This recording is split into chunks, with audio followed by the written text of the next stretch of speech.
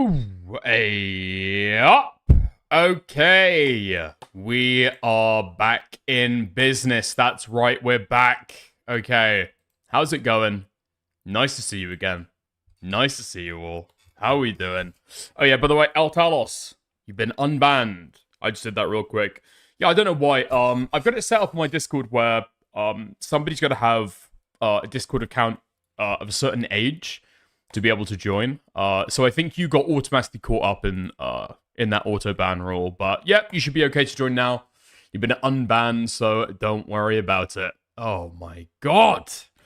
I'm hearing something.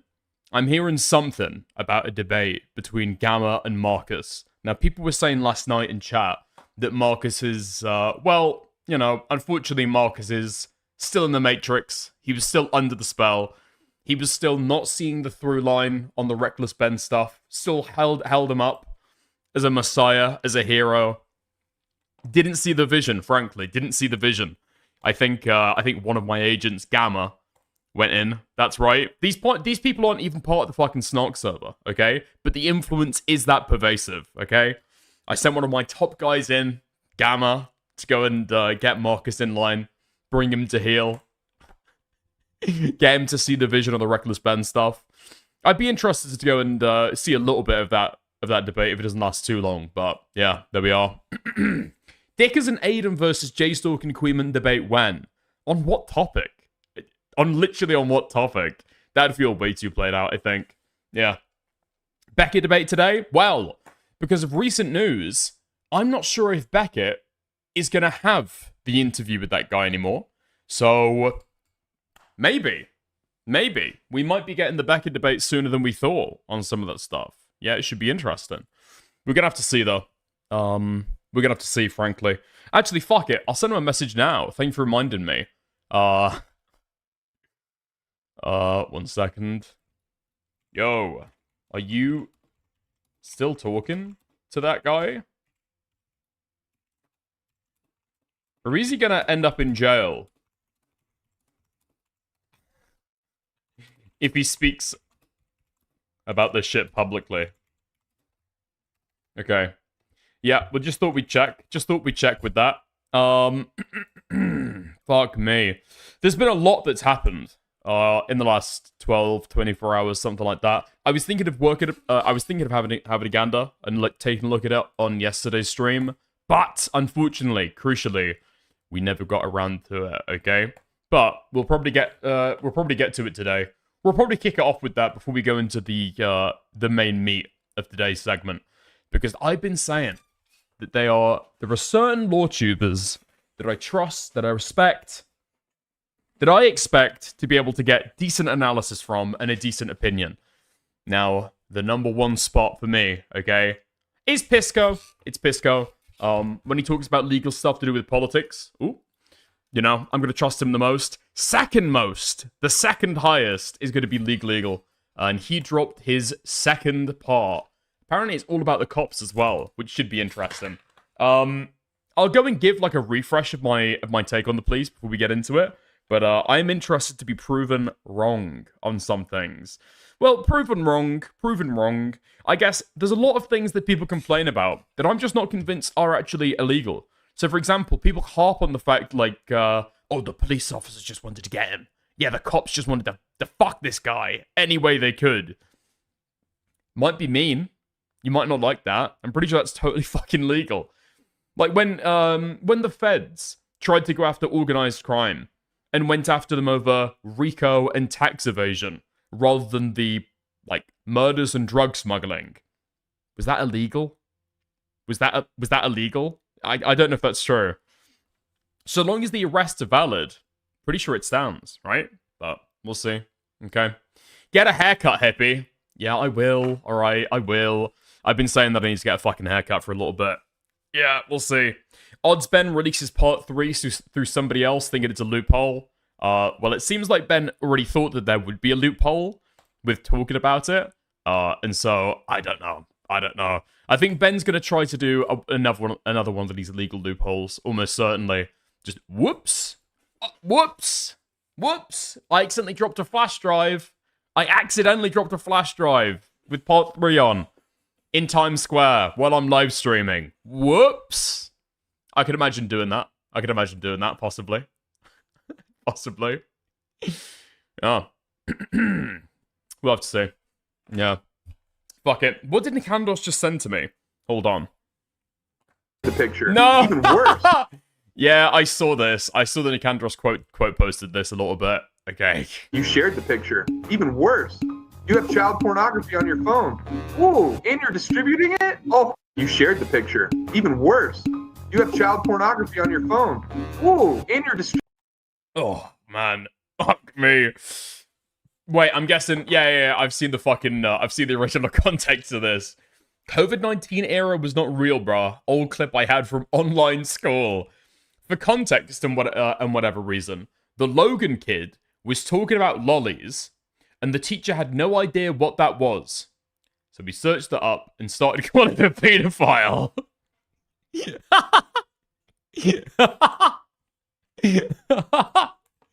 Jesus Christ. Hopefully it was in high school and not college.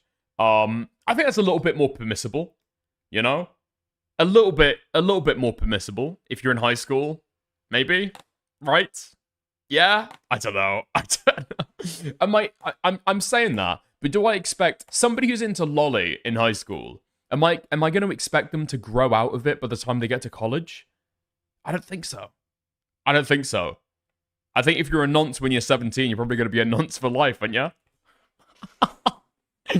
Some people went full mask off in Zoom school for some reason. I fucking hated Zoom.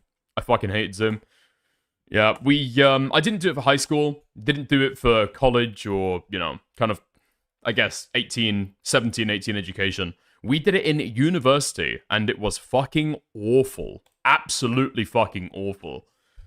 Oh, that shit was so fucking ass, but yeah. You can't really get away with quite as much at uni, you know? You don't have that, you don't have the benefit of the doubt of, oh, these crazy kids talking about all this child porn in Zoom class. What are they like, you know? No, it's like, I think there's more shame. I think there'd probably be like 10 times as much shame associated with doing that in college, you know? You're like supposed to be a fully formed adult, you know? You know a lot about nounces, wouldn't you? Yeah.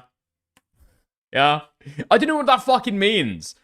I'm talking about people being pedophiles, and you just want to waltz in and say, seem to know a lot about that, don't you? Seem to know a lot about that. What the fuck? How's it going, Smaggle? You're right, man. I totally missed out on the Zoom, on the COVID Zoom school stuff. I imagine it would have been really funny. It wasn't very funny. Wait, who's got the clip from, is it Free Guy? That's going around now. If I show this, am I going to get copyright raped? This is basically what it was fucking like. Hold on.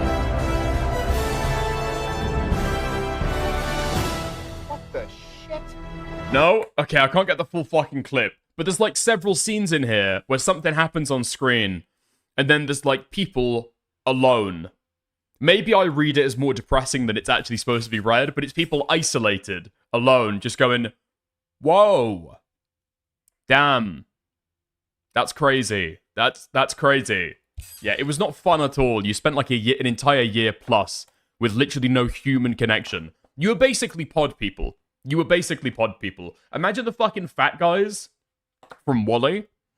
Like how they're constantly staring at screens and stuff, right? But imagine if they didn't even have the opportunity to, like, look at each other. Or, I don't know, like, exist with other human beings. It was fucking awful. It was absolutely fucking awful. It did have its benefits. And occasionally I do miss it. You know? It's just nice not to have the obligation sometimes to do certain things. And I do like, after COVID, how there was a huge push for so many things to go more online than IRL. Like, different services and stuff, like, you can do it over at, like, an online chat now instead of having to go into somebody's fucking office. That seems so much fucking better. Yeah. That would have been cool as shit. You want to be a fucking pod person from the fucking WALL-E movie? Yeah, okay. I can imagine that for you. No, it was like being cooped up and shit. It's fucking awful. Like your life was in stasis. Ugh. Man, fucking awful. Okay. Anyway, I'm ignoring that. We are pressing on. Do we go into the fucking Lego stuff? Oh, dude, okay. I'll spend 2 seconds talking about this, okay?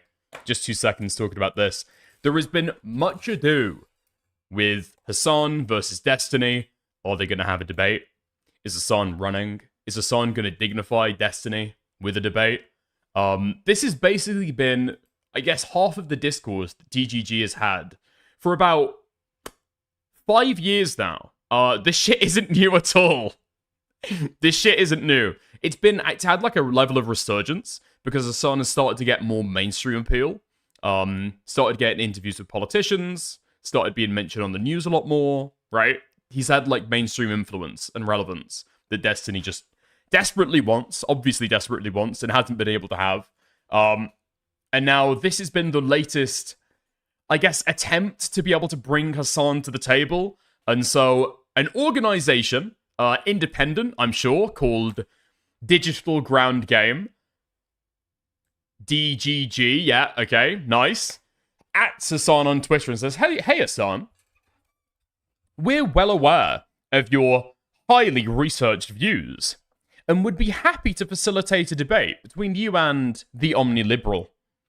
Digital Ground Game has raised over $250,000 plus for canvassing and voter outreach. If you're willing to demonstrate that Steven is wrong, we'll dedicate one of our future canvassing events to a candidate or cause of your choosing. The debate would be moderated and judged by 5 independent experts drawn from historians, political scientists, and economists with no personal investment in either participant. It's just so fucking unserious. It's just total lolcow shit. I mean, dude, you can imagine Destiny trying to pull this shit off when he was going on Lex Friedman to be able to argue with, Rabani and... Oh, my father was in the Holocaust. Who's that guy? Don't just throw out a name of any Jew. Historian, please. No, Norman Finkelstein, right? Mr. Borelli. Right? There we are. Finkelstein. Yeah. I mean, when he was going on, to argue with Raban and Finkelstein, I guess this would have made a little bit more sense, right? But now, what is Destiny averaging? If you take a look at his YouTube, what does he fucking get? 6,000 average live. You're really going to hope to get, fully qualified historians, political scientists, and economists with no personal investment in either participant. I think Destiny, with the kind of outreach and the way that he's ran his community for the long time, probably could get a historian, a political scientist, and an economist, but they'd be DGGers, right? They'd be DGGers. The idea that you can try and pull this shit from a neutral perspective, from academia, just that level that Destiny's at right now, it's just not gonna fucking happen, is it? It's just not gonna fucking happen at all. We're asking for nothing in return. The stakes are low. You have nothing to lose and everything to gain. To make things as comfortable as possible, you're welcome to choose from topics you've discussed extensively. Israel/Palestine, capitalism versus centralized economic systems. Wow, what a broad range of topics. A thinker with decades of research behind his position shouldn't have any trouble securing a free win, which will help to advance political agenda. So what I'm guessing is, this is Destiny's organization, right? When they're talking about, we're asking for nothing in return. Well, we as Destiny gets stream content, right? You absolutely are. I mean, I don't think they do very well to try and hide the fact that they are heavily invested with Destiny's community. This is basically just Destiny's org, right? Look, dude, GGG, right? We're getting nothing in return at all. Why not just let him set the topic if you want to be that open? But obviously, this is feels like a big fucking fugazi, or it just feels very fucking fake, So I've seen some people get confused by this. Okay, so I want to clear up something as well.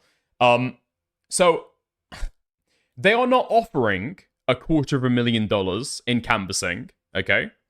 They're not offering $250,000. What they're saying is that historically, in all of the time that they have existed as an organization, they have been able to raise in total $250,000 for canvassing. And now what they will do is they will organize a canvassing effort for a topic of Hassan's choosing. Now, just ask the question for 2 seconds. Who the fuck volunteers and attends canvassing organizations organized by DGG? Could we think? Could we think for a second? Yeah, it's going to be Destiny's fucking audience, isn't it? What is Hassan going to gain from having a bunch of people who are canvassing from Destiny's fanbase for a cause that they obviously don't politically align with? It's just so gay. It's just so gay. Like, if you want to ask that guy for a fucking debate, do that. But this kind of fucking, I don't know, it's like hijinks or it's layers of bullshit stacked on top of it. It's like, okay, what are we fucking doing here? It just feels incredibly gay and performative. Incredibly fucking gay. Dude, Ken Klippenstein. Who or what is the omni-liberal? The last time Destiny got personally involved in a political campaign, the candidate cut ties and apologized in disgrace for not knowing how much of a pedophilic lunatic he was. No one wants your audience. He should focus on his court case instead of Hassan. After cutting ties with controversial streamer, Gudgel remained in mayoral race. Dude, wait, why the fuck did they cut off that line like that? Wait. That's got to be intentional. That has got to be fucking intentional, surely. Just have it on a different line, okay? Yeah. I mean, Destiny did get too involved before, so I guess we'll have to see. I think the canvassing is probably, like, the bit that he falls into the best. But unfortunately, you just don't get the praise that much from doing that, you know? If you're not a figure that, like, directly involved in a lot of this stuff, you don't get the kudos from it. But, yeah, there we go. So I just, little tidbit of drama. Yeah, because I saw a few people being like, okay, what is actually the prize here? Or, you know, are they giving money? No, they're not. They're not giving money. I think that could be a cool idea to be able to organize a debate, you know? We'll get some official people, we'll fundraise for it, you know. Whoever wins the debate goes to charity. That sounds very positive, right? That sounds nice. Yeah. I don't know. I think Hassan has just said again and again and again that he's got no interest in having a debate with Destiny, so he can keep on doing these little kind of like flowery overtures. Nothing's gonna fucking happen though. Oh fuck, wait. Somebody said. Did Aiden get mentioned in court documents? Hold on, can somebody send me that real quick? Did Aiden get mentioned in court documents? Has Hassan interacted with the post? No, I think Hassan's fans have. I don't think Hassan has directly. I'll go and view post activities. If somebody wants to send me over, yeah, the most recent court documents from Destiny's case, I'd appreciate it. Okay? We'll take a look at that. Because I believe that Destiny has slipped up a little bit, and he's provided evidence to Aiden that he's not yet given to the court. Which is a little bit of a sticky situation to be in. A little bit of a sticky situation to be in. They were asking for fucking extensive records as well, so far as Destiny's to be believed. Apparently they were demanding all of his conversations with several women dating back a fucking really fucking long time. So the idea that he's just been asked simply to comply with the order to turn over conversations that he's aware of solo, and he just hasn't. Yeah, fucking retarded. Absolutely retarded. This is the bind that Destiny gets himself stuck into, because he's obviously way too spite-driven and emotionally driven on this shit, and so he can't help but continually trip over his own dick, as he constantly tries to fight with people online about the details of his fucking court case, or about his previous drama. It's just, and does he even come out of these debates looking well? I don't want to be too pigeonholed in my perspective, right? My side, my community, whatever the fuck you want to say. Or the community that I guess participating in, or whatever the fuck. But yeah, I don't want to get too solidified in my fucking mindset. But I don't think that he convinces anyone, does he? His community is going to be there to ride along with him all the fucking way, you know? Their minds are already set. Are these debates actually changing the tide for people outside of Destiny's sphere? I think, honestly, the best decision that Destiny could have made at the start of the court case, shut the fuck up. Shut the fuck up. Don't talk about it. Tell your Orbuses not to talk about it. Don't make public comments. Okay? We'll ride this shit out together, boys. We'll ride this shit out together. Nobody has to know. Literally, who has to know? Nobody has to know. Let's stop reminding people. Okay, nobody sent me the fucking court documents. Alright, never mind. I think he moves people. Oh, to the right. Right, politically. Okay. Yeah. Fair enough.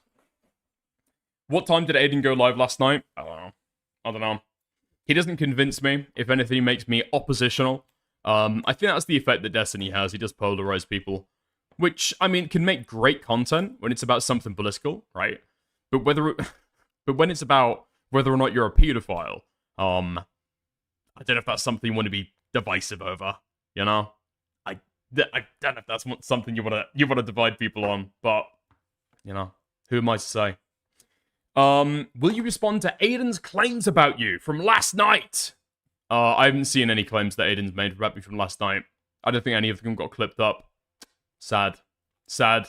Not by Denal, not by Romeo, not by nobody. Okay.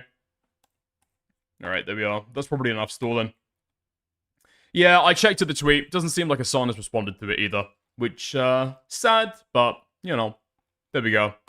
It's just not going to get the kind of traction that Destiny would have in the past, you know? Sad. Sad. Okay. Let's get into the LEGO drama. No more stalling. No more stalling. So what I was going to cover yesterday is this new restraining order that Reckless Ben has had slapped on his fucking wrists, okay? He can't talk about the drama anymore. He can't talk about what's going on. And he has been legally barred from talking or distributing part 3 of his YouTube series. Episode 3 is finally finished after crazy all-nighters and basically destroying my health. But I can't post it or I will go to jail. And not only that, I will also immediately lose my lawsuit of $300,000, and the GoFundMe we made for Brian will go straight to this mystery company that I am no longer allowed to talk about. They sent court papers to my email, which I guess a judge approved for them that this was a valid form of service. And so now that I'm officially served, I cannot even mention this company or I will be in jail and everything. Normally I would be like, screw the big guy telling me what to do. I'm going to do what's morally right. But I don't even know, dude, Ben can never properly explain what the fuck's going on in any of these situations. He leaves it so vague. I'm split. Because he leaves it so vague, and I don't know if it's because he's retarded, and he doesn't really understand the details himself, or if he's intentionally leaving room there for people to speculate and, like, read conspiracy where there is none, you know? But yeah, I don't think it's about him being served papers for a lawsuit. I think it's because of, yeah, a TRO. in this situation, if I do that, then all my friends get screwed with this lawsuit and we lose all the GoFundMe money we raised, like, immediately. So I am no longer allowed to even mention this mystery company. My personal opinion is that this is unfair because this order was put on me because this company was telling the court that I was making bomb threats. I was planning on murdering the manager and employees, which obviously I didn't do, and you can see that in the footage. The only problem is I was not given a chance to share my side. The court just heard their perspective, not mine. So because I wasn't able to share my side, I am now no longer allowed to talk about them, and looks like this might be it. Yeah, I don't feel this will be filed in Utah. I think it might be. Grain of salt, not a lawyer. I'm pretty sure that temporary restraining orders in Utah are fucking obscene with how easy they are to get. Literally, I think one side gives their testimony to the judge and gives some evidence that doesn't even have to directly prove the claims made, but it just gives, like, corroborating evidence of the circumstances. It's like, oh, damn, well, I guess, you know? I guess we'll grant it. Because I think the law is originally, like, constructed to be able to save women who are the victims of, like, abusive partners, right? And it's designed for those kind of circumstances. And so they are stringent as fuck, no matter who's filing it. So, yeah. Oh, that's it. Okay, nice. Evidence is not even needed. Just testimony from 3 or more witnesses. Well, yeah, that's called evidence, right? Okay. Anyway, nice. Weren't you sobbing about Utah Nobe not too long ago? Interesting. We will have to ponder this. Yeah, listen, okay? I've said a lot of critical things about Ben. I think that he does lie in his videos, okay? He's lied several times. He's very weaselly. He will tell several different stories until the proof is eventually out and he is forced to tell the truth about what happens. However, having said that, alright? Having said that, I do think this is fucked up. I think the idea that somebody's prevented from being able to speak about stuff on YouTube, yeah, that's always going to be fucked up, okay? And so despite whatever I've said about Ben in the past, I do sympathize with him here. This just shouldn't be fucking happening, you know? That's a genuine fucked up position, and I do feel bad for him.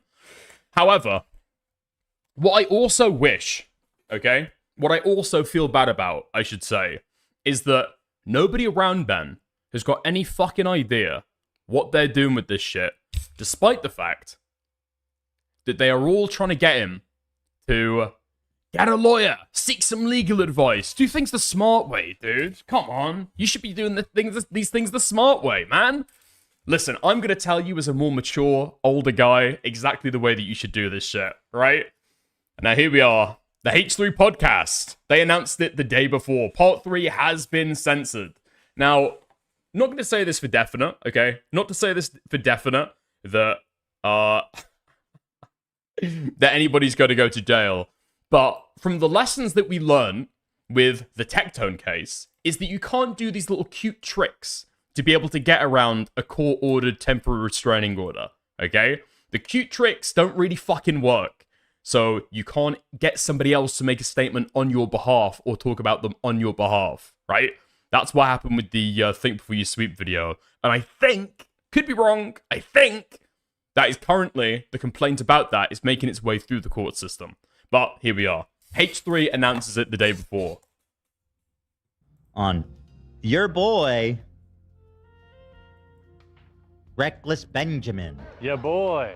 Actually, I guess I shouldn't say I spoke to him, but I heard through the grapevine, and I won't reveal my sources. And he wouldn't be allowed to say this because apparently a judge granted Bricks and Minifigs a restraining order against Reckless Ben.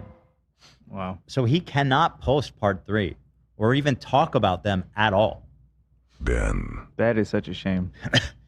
So, like, they found a fucking scumbag, corrupt judge to greenlight this, right? It's just so fucking stupid. I don't even think over the course of the Lego drama that Ethan is fully bought into all of the claims being made here. Because I don't think that Ethan is that retarded. Yeah, they found a corrupt judge in the pocket of Big Lego. Guarantee he's a Mormon as well. Absolutely. It's a fucking TRO. They're not that hard to get, right? The law is fucked, not the lawyers. It's so outrageous.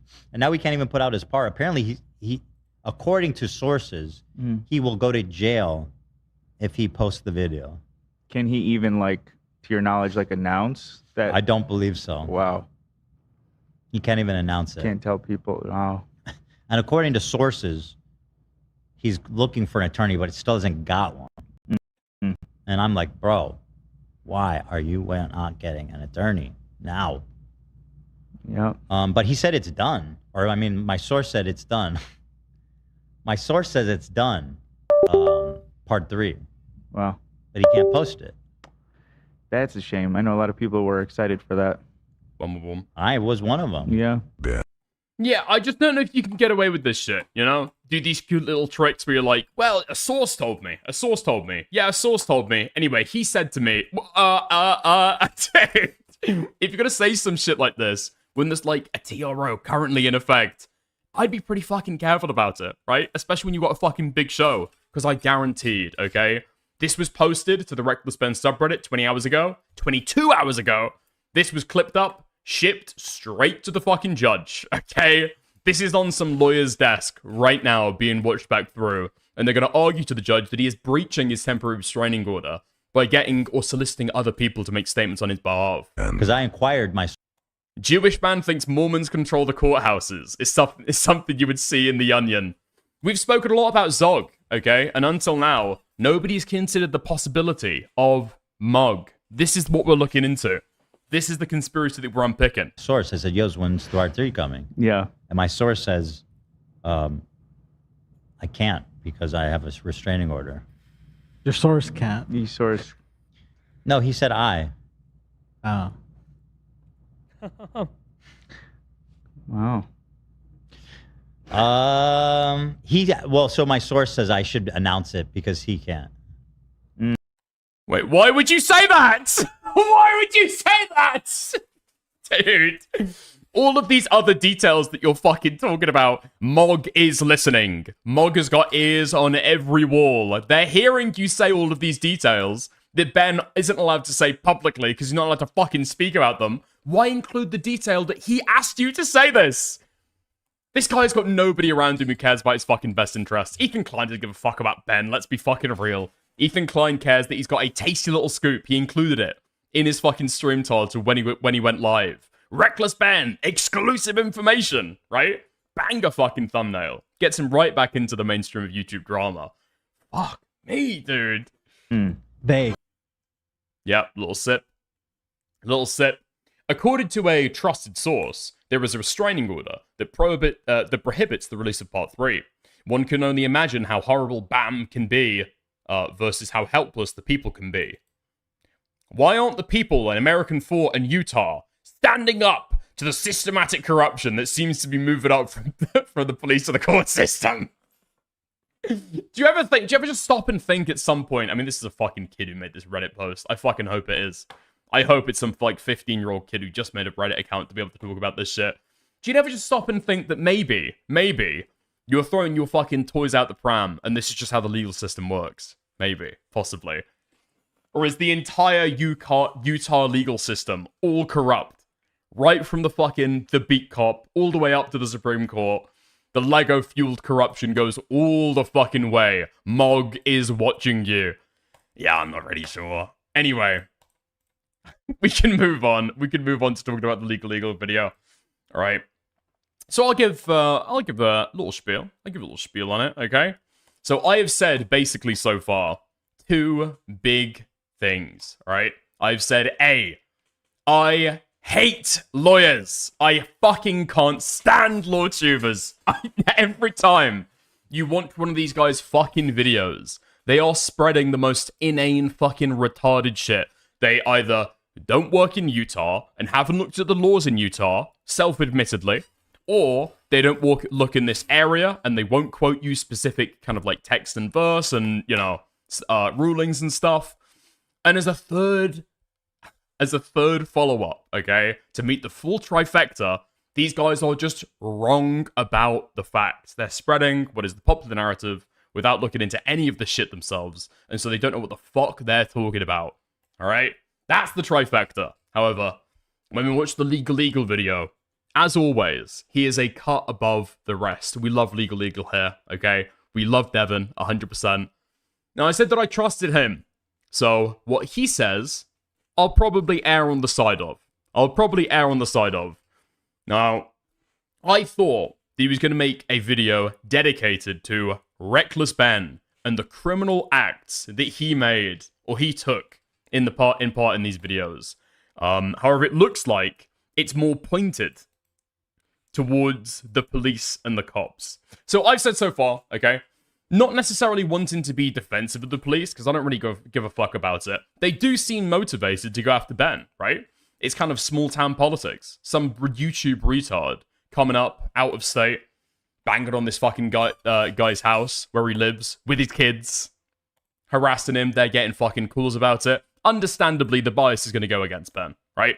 I think understandably the bias is going to go against Ben. However, there's been allegations of Mog.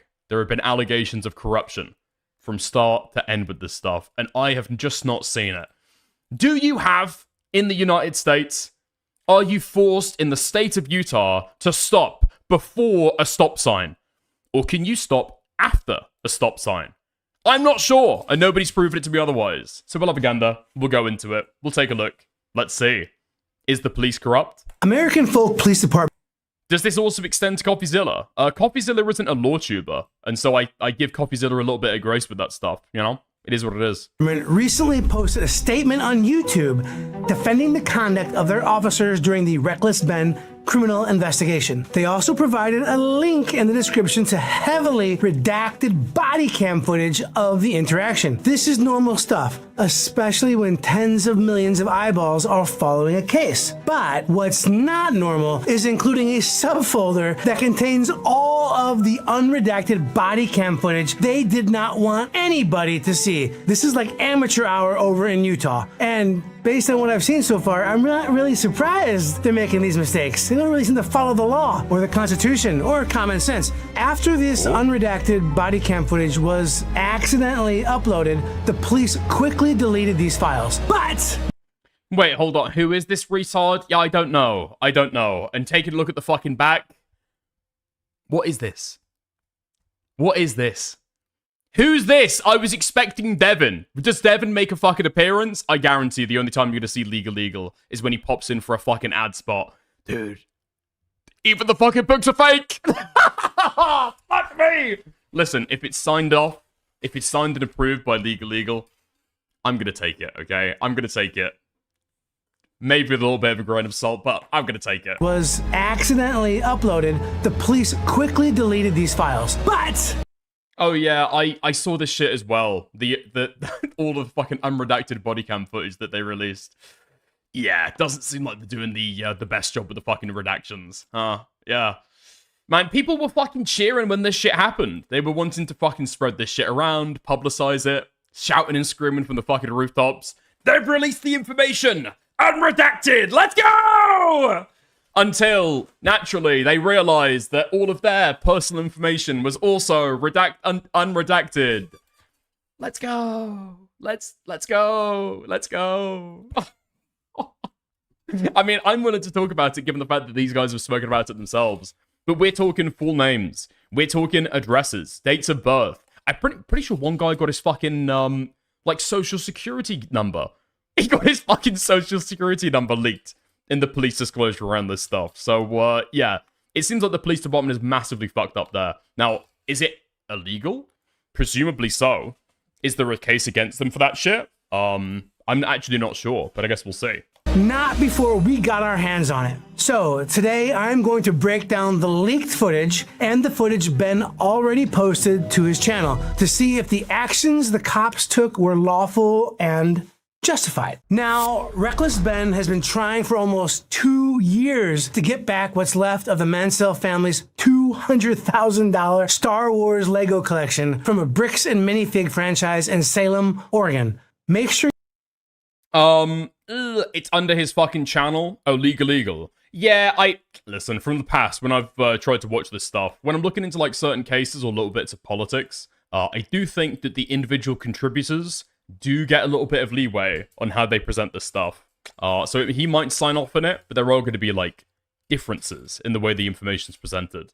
you check out Devin's video to get the full story of the legal dispute that got us to this point. But when the Bricks and Minifigs franchise location went out of business, Ben tracked the owners down to American Fork, Utah. So let's watch what happened. My name's Oscar. This is American Fork Police. The reason I stopped you is the stop sign. I didn't?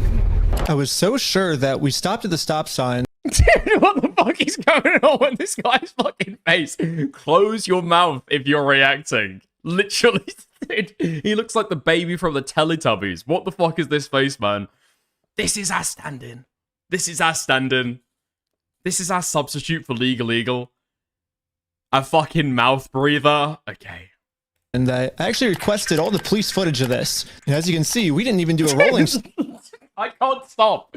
I can't stop looking at this guy's stupid fucking face through the entire thing. It's so distracting. Stop. We fully stopped at the stop sign, so this is an illegal traffic stop. As a criminal defense attorney, every single day, just about, people call me and say, Mark, the police officer stopped me for no reason. And I watch the body cams, and I can literally see people not use their blinkers, not come to a complete stop, do all sorts of traffic violations. And so when people tell me I didn't do anything wrong, I got stopped, there's a small part of skepticism. I always believe my clients, but there's a small part that's I better check and verify. I am blown away. I mean, they know they have a dash cam. And so the officer's own dash cam shows Reckless Ben's vehicle stop and then turn right. And then they have the audacity to walk up to him and say, hey, you didn't come to a stop. That's why we stopped you. I am very skeptical of police by nature. It's my job. Skeptical with all authority. But dude, this guy's running with the exact same narrative as Reckless Ben. How fucking disappointing. Okay, literally on the first spot, I'm already running into fucking trouble. The problem wasn't that Ben's vehicle didn't stop, okay? Ben said, in his defense, we came to a full stop. We came to a full stop. Yes, but the front of their car went past the stop line, right? If you imagine between the two sides of the road, you've got the stop sign and then boom, right? So his car was partially overhanging into the fucking intersection. That is where that's where the fucking difficulty came from. Or that seems to be, if you're even, like, thinking about it for 2 seconds, that's going to be the police's argument, right?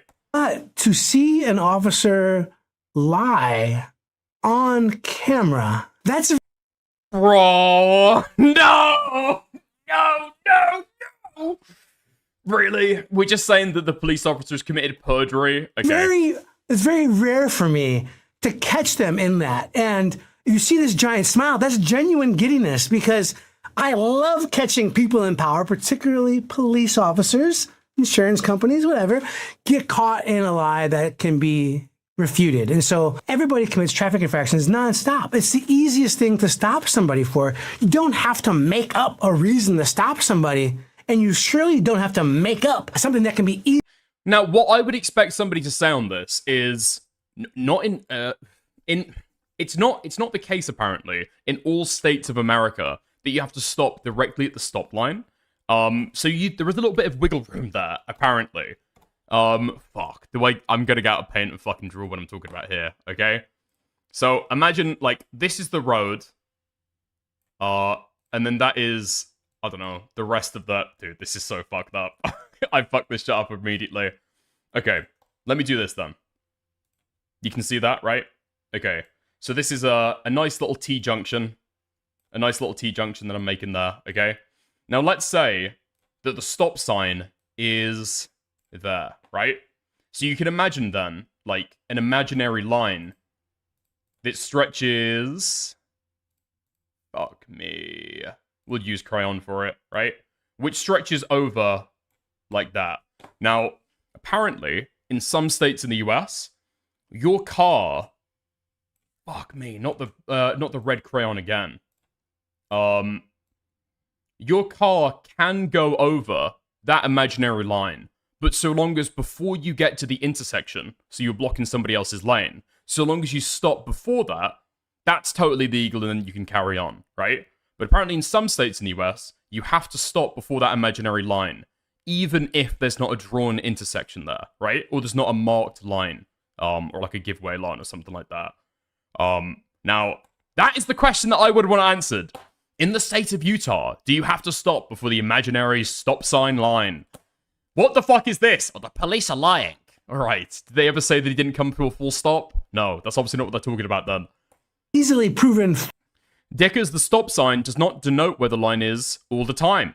Exactly! You're right, okay? What I would love a discussion about is whether that's the case in Utah. That would be really interesting, right? False on video. Because if they're going to lie about... It's not imaginary, though. It's a white line. I think that in some states in the US, from the little that I've read into this, there is a white line that can be drawn there. However, that's not necessary for the law to exist, okay? You can still get fucked over, even when there's no line drawn. Because that's to inform you exactly where the line is, but it's not necessary for you to be arrested. Simple things. Stop sign. What will they stop lying about? And we're going to find out together. Okay, it's pretty obvious that the police know why we're here, so I just explained to them the entire situation. This old man spent his entire life collecting the world's largest Star Wars Lego collection set. The only problem is it's a crazy story, and the police officer did not believe me. No crazier than the police lying about a traffic stop that's easily proven false. This is wild. And again, always remember, these officers know they are being recorded. Now, they usually have the ability to redact, not provide, go through. And so it's ridiculous that, you know, the watchers are able to edit the things that are supposed to be watching them. But that's what we're dealing with. And as American Fork Police made the mistake of, that unredacted footage exists somewhere. Hey, can you get the contact for Reckless Ben? He said he didn't have his ID, but you're just straight lying to me about everything else. So most people believe that officers are at least neutral, and they're going to consider point of view A, point of view B, and not just straight up say, hey, point of view A is lying. And I mean, Wait, no, he's lying. What are you talking about? Ben lied to the police at multiple points and then admitted that he was lying. No, we're just driving around here. We just happen to be, we're on a stroll, you know, we're just on a drive. No, we weren't going to that guy's house. No, we won't go into the CEO's house at all. No, we're just going for like a nice drive. Why are you guys fucking harassing us, man? Yeah, Ben admits to lying straight up several times. I haven't seen anything that makes Reckless Ben or the people that he's with so far. You know, I think you were lying to me, Dickers. This guy fucking sucks. Yeah, this guy does fucking suck. And I don't know why Legal has signed off on this shit. Not this shit again, man. This guy has fallen foul of the third sin of LawTube. He's just buying the fucking narrative that Ben is selling him. Appear to be disingenuous with the officers. They look like young people, and they look like they're just trying to cooperate. And it's funny that them trying to talk and them trying to just cooperate makes the officer say, they're lying. And that What the fuck are you talking about? leads us to lots of things. It's like, why talk to the police? Why? What's the benefit? You give them ammunition, and then they're going to simply say, they're lying. They don't believe you. And so automatically they're coming with this mindset, you are a liar. And I can guarantee you, even other officers, when they pull up the police report, the CAD, computer-aided dispatch, on that license plates and this, and they see the officer's notes, an officer, my fellow brother in blue, has determined this person to be a liar. Well, guess what? It don't matter what the person is saying. The officer is going to be like, this guy is a liar. Since the cops don't believe my story, they trespassed me from the property. Everybody today is being trespassed from that property. Okay. So right now, officer did trespass Ben from that particular property. That's normal. Police get called to a property. A person doesn't live there, doesn't have a contractual interest. They can say, hey, don't come back. And then once a person's been told, don't come back, well, guess what? If they come back, it's a crime. Most states, it's a misdemeanor. I mean, this is like a small point that I'm not going to like massively fight anybody over, but Ben is lying even then, right? It's not because the police officers don't like him, they decide to trespass him. Trespassing is something that the property owner decides. He's clearly passing that on from having had a conversation with Josh, right? That's not in the police officer's decision because he doesn't like you to be able to make. Depending on what's going on. But yeah, this is normal stuff for officer to trespass somebody at the request of the property owner. Typically, officer just can't trespass somebody unless the property owner asks them to trespass on their behalf. Before going the hard way, I actually remembered that there's another owner of the store named Brandon Best. Hello. Hey, how's it going? Hello? Hey, well, I was wondering if you'd be down to pay us for the lawsuit that we won.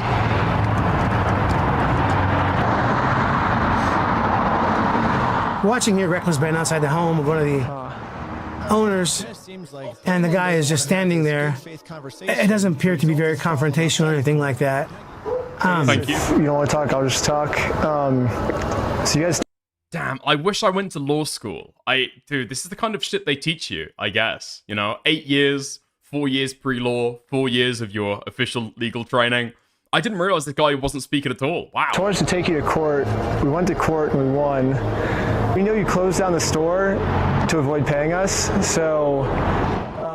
I mean, this is the kind of stuff that, you know, I love. I love confronting people that have hurt other people, that have harmed other people, and this is beautiful. I mean, this right here, this section, I get why Reckless Ben does these videos. This is super interesting. He's telling him to his face. That's bravery, man.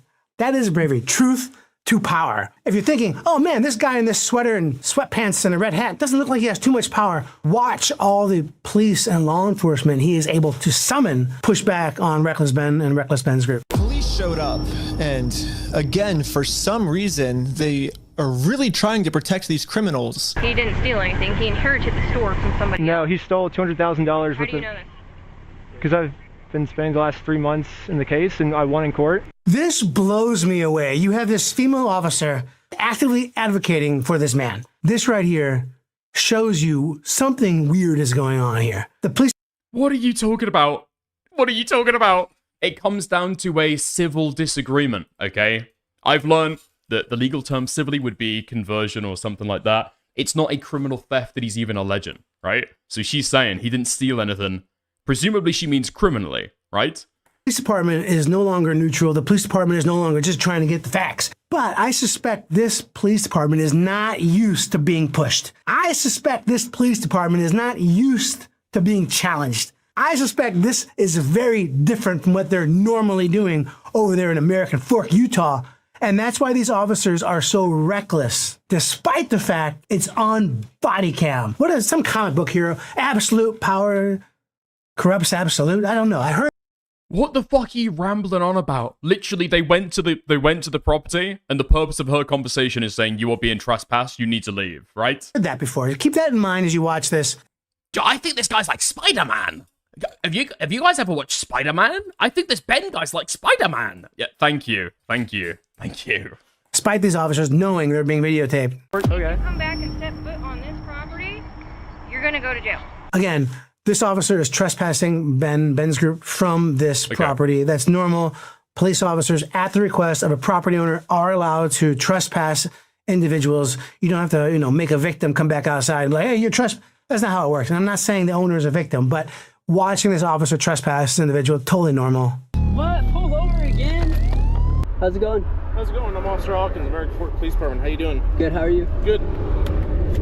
Well, what's your name? Are you Ben? We just watched an officer pull over a vehicle. Reckless Ben is sitting in the back seat, and the officer leans in and basically, hey, what's your name? And Reckless Ben, because he's a good dude, just trying to do what he thinks is right, he identifies, I'm Ben. I'm gonna let you know something right now. Passengers have...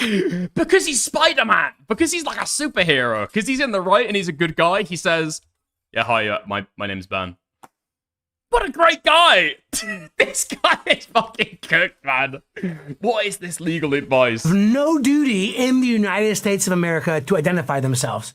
Do you think that Ben knows that he's got no legal requirement to identify himself? And he's doing it purely out of charity?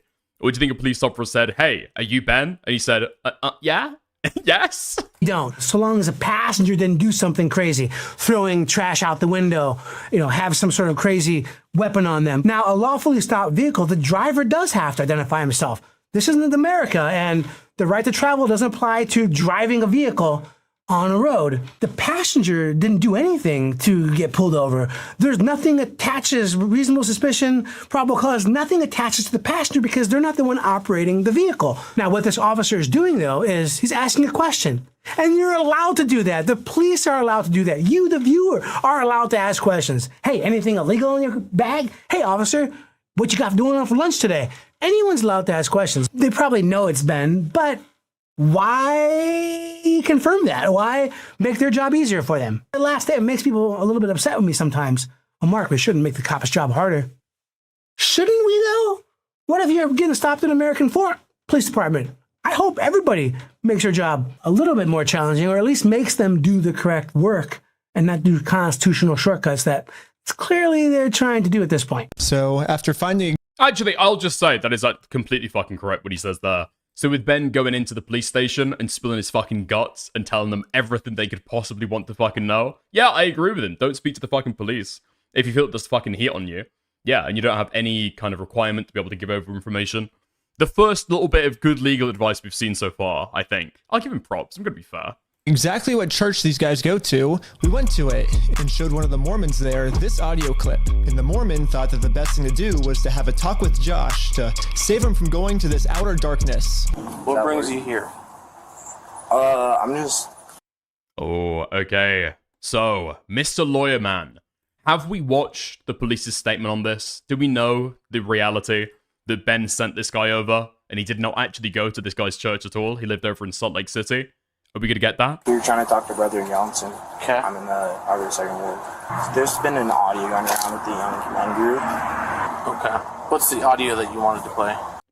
I'm smiling because it sounds like it's out of a movie, right? I've done this. People just won't accept a subpoena for deposition. They won't take a subpoena to come to court. So I have flowers delivered to them and literally hand them the flowers standing outside the door with a bouquet of flowers. Oh, flower delivery. Who are these from? Boom, served. It's awesome. It is probably, I've done it maybe 3 times in my 20 years, and it's awesome. Every time it's like a highlight reel when I'm smiling about being a lawyer. And so, yeah, nobody's even claimed that he was trying to serve him with this. He's not being served. This isn't an attempt at service. He's just like sending some guy over to his house to be able to like fuck with him as like a funny bit of content. This isn't service. this right here is fine. This guy is just trying to get somebody served. He's using deception. No, he's not. He's not trying. He's not. He's not. No, he's not. Ben hasn't even claimed that this guy was trying to fucking serve him. That's not been a claim in any of this. Not so far as I'm aware, at the very least. This guy doesn't have papers.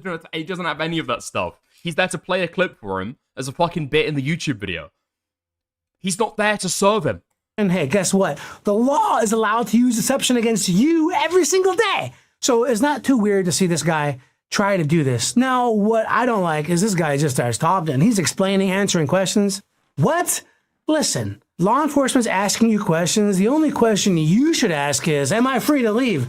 And if the officer says you're free to leave, walk away. Don't ask questions. Don't say, thank you, officer. I'm not trying to be hard. I'm sorry being a jerk. Just walk away. If they say that you're not free to leave, well, then that activates a 3-phrase section. I plead the 5th. I want a lawyer. I don't consent to searches. That's it. Don't answer questions of law enforcement. You don't need to talk to the police. But again, the police are allowed to ask questions called consensual encounter. And it's totally normal. And police are counting on you to go along with it. The police... So blatant bullwashing and lying, great. Yeah, I'm hoping we get a little bit out of this, though. Or at the very least, see how fucking dog shit the video is. We'll have to see. Apparently got a... I mean, that's not even... The guy isn't even lying. He's clearly just got no fucking clue what he's talking about when it comes to this. I do wonder, because you know this video is going to absolutely bang. I wonder how much he got paid to be able to do this. And it's essentially just a live reaction to Reckless Ben's video with no idea about the case at all. I call that we had heroin on us. Whoa. Excuse me. Can we set this straight right now? Because I know that people are going to chirp throughout the entire video. I did not endorse the entire channel. I endorsed Devin. I endorsed part 1. She's going to conduct the search of your person because there being no substances in the vehicle. Really? So he's going to do that. I'm going to put this away, and then we'll be right. Don't reach in your pockets for me, okay? Sounds good. Thank you. The vehicle will be searched, okay? I'm going to have you stick by my sergeant.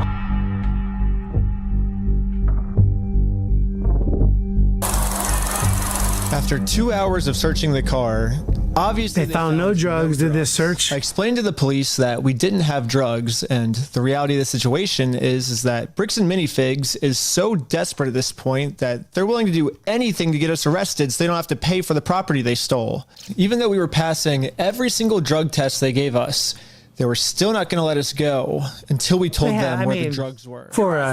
They're making them do field sobriety tests for apparently allegation they have heroin in the car. So I am just looking at this. I'll show him. Look at him. Oh, look at you? Yep. You did see it? So it's crazy. Officer, your eyes are dilated. Let me see your medical degree, Mr. Officer. Really, you see heroin in the eyes? You should be leading the drug task force for the country. You could end up in jail in Utah. This guy fucking stinks, man. This guy fucking stinks. You're saying that my pupils are dilated? Where did you go to medical school? Are we really saying that it's inadmissible in court for a police to say, or a police officer to say that somebody's eyes were dilated? What are these fucking comments? Literally, what are these comments?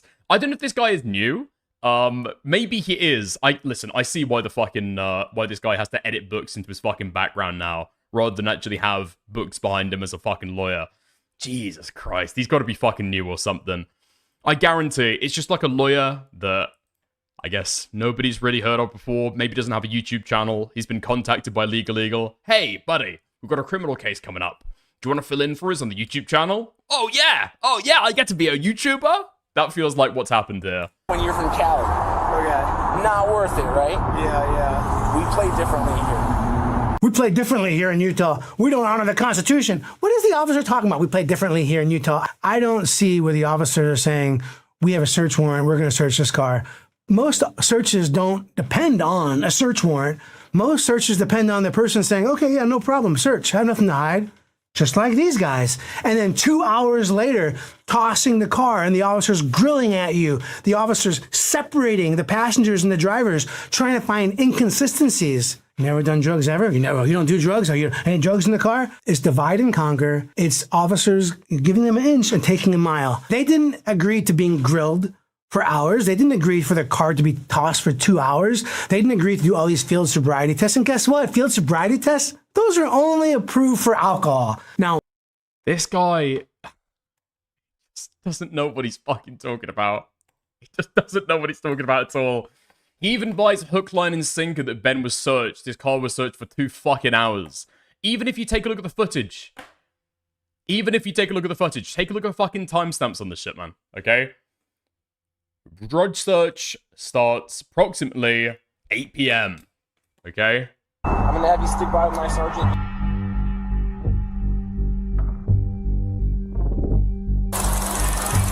After 2 hours of searching... Wow, time flies!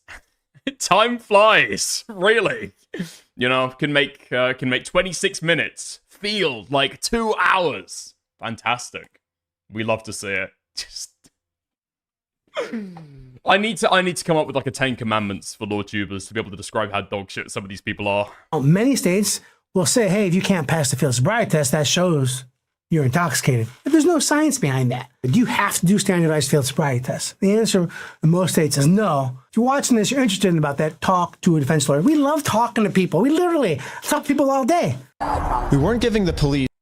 Actually, that one is accurate. The time is wrong, but field sobriety tests are only SCOTUS approved for alcohol at current times.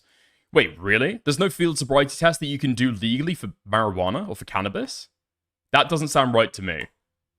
A false confession like they wanted, so eventually I guess they just got tired and let us go. We'll let you guys go now, but you're walking a thin line. Just be mindful of that. I love it. After 2 hours, we'll let you go, but you're walking a thin line. Thin line of what? Of driving normally? Of trying to serve some paperwork? This just implied threats. We do things differently in Utah. You're walking on a thin line. It makes me think there's some sort of collusion between the owners and local law enforcement, which... Yeah, I wonder where you've got that thought from, you fucking dipshit.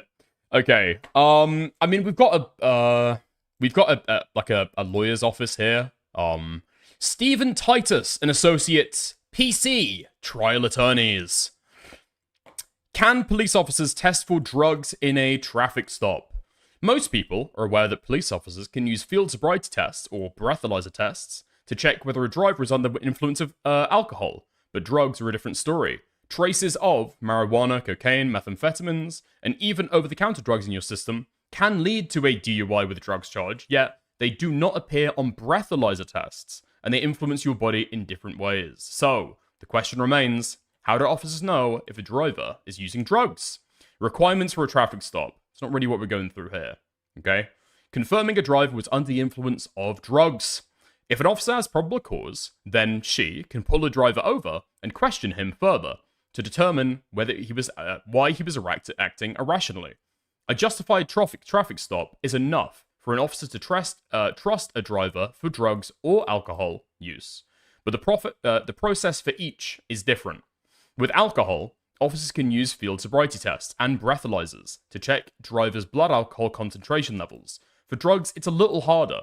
Field sobriety tests can determine whether a driver is impaired, but modern breathalyzers cannot detect drug use. Right, so you can use field sobriety tests, you can't use breathalyzers. Okay. Nice. Interesting.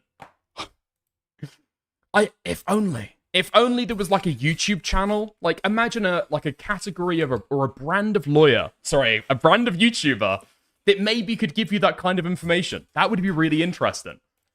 we're kind of seeing in real time here. So I made this poster that says, "I stole a dying man's life savings." You know, they put this sign. Poster in a public. Reckless Ben's group put this sign on a public. Wait, really? Some guy even got a charge for caffeine, if I recall correctly. Could you be on so much caffeine that it's technically impairs your ability to drive and it's considered illegal? I mean, that's news to me, but I could imagine that being the case, I guess.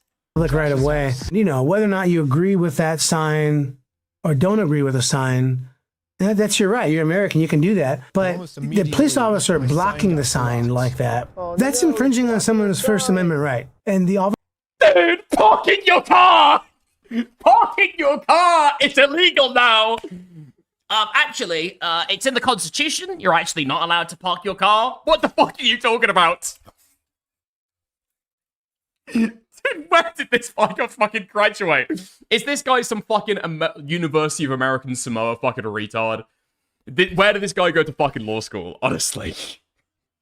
Also, the reason why he's being arrested and the reason why the police are interested in it are not over a violation of his freedom of speech, right? It's not even over, oh, well, you put it on public land, right? It's about criminal stalking. A pattern of behavior that a reasonable person would understand would cause emotional distress for somebody else. Right? Okay? Officer is doing that, and I think that's on purpose. The front of his car is stopped right where that sign is, putting a limit on Reckless Ben's group's First Amendment right to make a statement like this. Now, that statement might be defamatory, that statement might be slander, that statement might be, who knows, libel if it's written, right? But it's not for local law enforcement to block that sign, because we have this thing in the United States, this Constitution, this Bill of Rights, and it's important. The rule of law is important, and limits on police power, well, I know a lot of people love the police, but those limits are pretty important, and they keep... Wait, so are you seriously telling me, as a matter of law, that a police officer, it's illegal for them to park across an area if somebody's put up a sign there on a public right of way, a public highway, or a public road? Seriously, that's the legal take to be given right now. Keep us safe. And you know, most people, they want to be safe. And that's why so many people love and trust law enforcement. And when you see things like this, it raises a numerous safety and privacy issues, since everybody's data is for sale online. But you can fight back and take control of your private information by signing up for Incogni. Dude, Devin's even better at the fucking subs, man.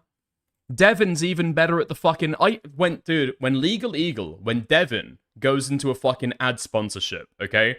I feel like, dude, I'm being, like, careened into it. I'm on a gondola on a fucking river, and I'm just floating down, and I'm floating into the fucking ad read. Holy fuck. Legal Eagle, one word. So sign up for Incogni, or I'll see you in court. What do you... Doesn't even give the tagline very well. Doesn't even give the tagline very well. What are you guys doing here? So we are in a court case with them, and we have to serve them legal papers. So I explained to the cops. It's like comparing him to Michael Jordan. Listen, okay, maybe it's an unfair comparison, because Legal Eagle is a cut above the rest. I'm standing by that, okay? Legal Eagle is a cut above the rest. However, if you want to be on Michael Jordan's team, that's fine. But you are going to get compared to Michael Jordan, I'm afraid. I don't write the rules. The entire situation. I'm not going on his property. Now we're at the scene where Ben is in a vehicle that a third set of officers is now approaching the vehicle. So the first set came left, second set came left. Now third set of officers is arriving to engage with Reckless Ben's group. But we got the police called on us again. Hello. Yep. Can I see those papers? Yeah. Now, what I would be wondering, or I think that a reasonable, discerning viewer might be thinking right now is, damn, hold up. This guy is about to be arrested for criminal stalking. Now, that's an action or a course of conduct which causes somebody else to feel upset or nervous, or it's like something like that. You're fucking with somebody, basically, making them feel perturbed in some way. Now, I would wonder how long Ben had been parked there, such that 3 different, sets of police officers have been called on him. That's what I would wonder, okay? That's what I would wonder. I wonder if we're going to get any kind of consideration of that at all. This is what you're trying to serve him with? Yes. That's required by the court. Again, the police agree that we are not breaking the law. They've been caught out here for a false reason. So this third officer, this third set of officers, one of the officers was like, hey, give me the papers. I'll give it to him. And this officer, I know he's coming from a place. No, it's the second set of officers that go and try and serve him. It's the third set of officers who check whether the paperwork is correct or not, I think. So even the timeline here is fucked up as well, I think. Let's get this done. Stop wasting my time. I can go do my other stuff, whatever the officers do when they're not harassing reckless spend. So the officer, you see him take the papers, and he's gone for a little bit, and the owner says, no, I'm not taking them. There's lots of problems with this. In most states, having a police officer serve a document is the best thing you could do. I mean, it's like the top.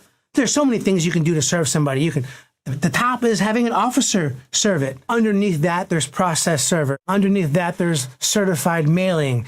Underneath that, there's putting it in the paper, hey, you've been sued. So there's all sorts of ways to accomplish service. As a lawyer who sues people quite often, having an officer do it is the best. And most departments charge money for that because they know they can make money because an officer says they serve somebody, a judge and a jury is going to be like, yeah, they got served, man. That's proof positive. And this owner being like, I'm not touching it. And the officer being like, oh, sorry to waste your time. I apologize for. That's insane. No. Didn't we start the video talking about the unredacted footage? So we know the interaction that happened there, right? Did he just say that he didn't want to take them? Or did he say that he tried this shit before and they were fake? So he's not going to accept service. Okay. When he chooses to get arrested. What? Officer, this isn't a polite invitation to tea. This is a legal document to be held accountable for a lawsuit. This just makes all sorts of just alarms go off in my head. What kind of relationship exists between the owners and local law enforcement, specifically American Fork Police Department? I'm not sure what this is. I've never seen something like that, to be honest with you. Well, these are court papers. Okay. It doesn't have a judge's name or anything like that on it? They've already determined as a group, and officers, all police have what's called the collective knowledge doctrine. One officer has determined this person is lying. All the officers are going to believe he's lying. So it's not surprising to me. The officers are like, I'm not going to do this. You're a liar. So this is serving him, and then we'll go to the court, and then the judge will be there. So the judge doesn't get involved until we're in court. One of the things that, Reckless Ben, and he does it, and I understand he's a content creator, but you see Reckless Ben and you see the group he's with constantly just trying to explain. We came to do a good faith conversation, which is required by the courts before you can get a court case approved. So we did that. He called the cops on us. He lied to you guys saying that we had heroin on us, and we did a 3-hour search of the car yesterday. We found no heroin in the car. In my mind, they're doing it because they think, hey, I'm a rational person. I'm going to explain what's going on to these officers. They'll be able to see it from my point of view. He's very calm in explaining, and I can see why officers in other states and other areas would believe him because he's not excited. He's not intoxicated. He's not acting a fool. He's not. He's very calm and collected, and that's how everyone should be. But I want to talk to you about something. I got trained in the mountains of Wyoming by a gentleman named Jerry Spence, arguably the best. Now we're talking about this time that this guy went up to the mountains with a shaman to be able to learn what? Sorry, okay.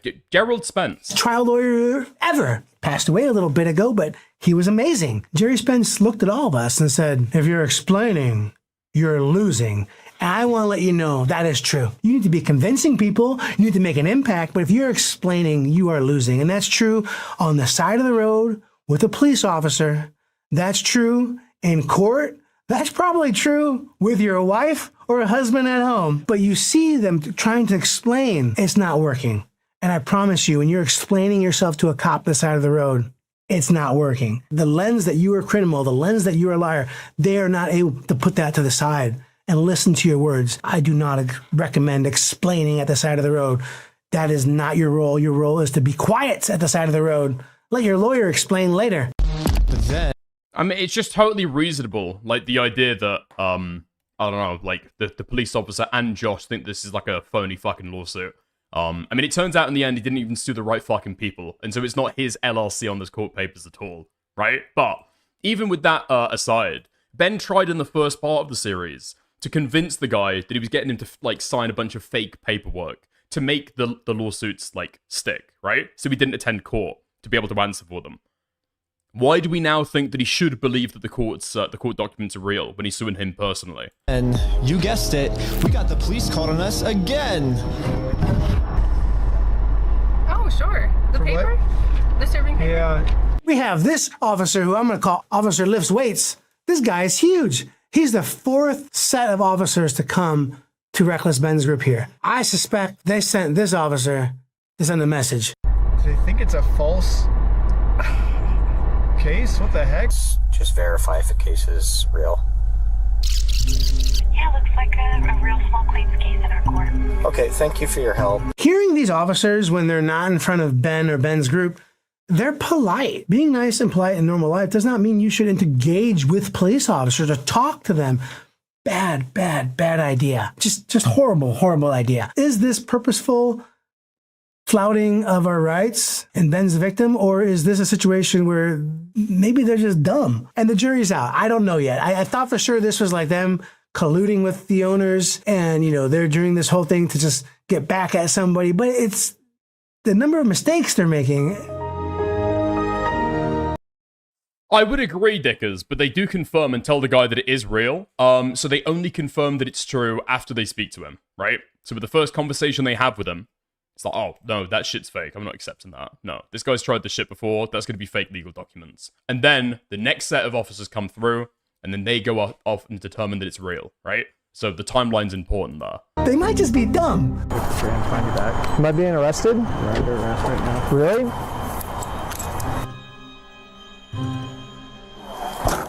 Now, this right here, they're getting arrested. I'm not exactly sure what the officer is thinking here. They're not telling him why he's being arrested. The officers don't have to tell you, most part. I mean, they have to put it on paper later in a charging document or probable cause affidavit. So you will find out, but there's not a situation like, hey, you are being arrested for X, Y, and Z. They don't need that. They just don't. It seems like in the day and age with body cam footage, officers would say something like that. So people aren't like, what's going on? Yo, thank you for the 500 kicks, Nate. How are so many people wrapped up in this rat fucks narrative? Nate was initially resistant, okay? Nate was initially resistant to the Ben critical narrative, we're going to call it. I'm glad to see him come around. Thank you for the 500 kicks. Why does this look so sketchy? The sketchiness, unfortunately, is normal. You can film from the sidewalk wherever it's public, right? But you can't go on that property. If you do, you'll be charged, okay? Okay, yeah, for sure. I got arrested for just doing what the police told me to do. The officers arresting him are some of the officers that told him he could do what he was doing. It just takes one cop to make an arrest. And then the other cops are going to fall in line. Wait, when did the police tell him that he could do what he was doing? When did that even happen? He's been trespassed for that property before any of this shit started filming. I don't even know what he was referencing there. Line. We printed out the GoFundMe's picture to hang it up so we could get a nice Instagram video to post to social media. But before the group could even hang the picture up, the police came. What you guys up to? We're starting a GoFundMe.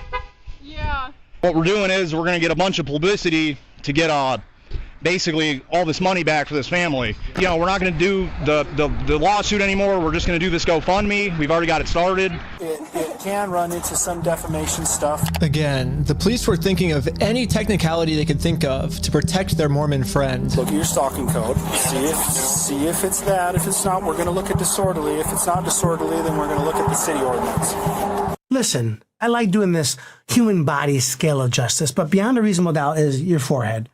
It's not the top of the forehead. It's not. I would love it to be. It's not. It's beyond a reasonable doubt. This area right here, that's unreasonable doubt. Now, to take kids from you, it's clear and convincing, about chest level.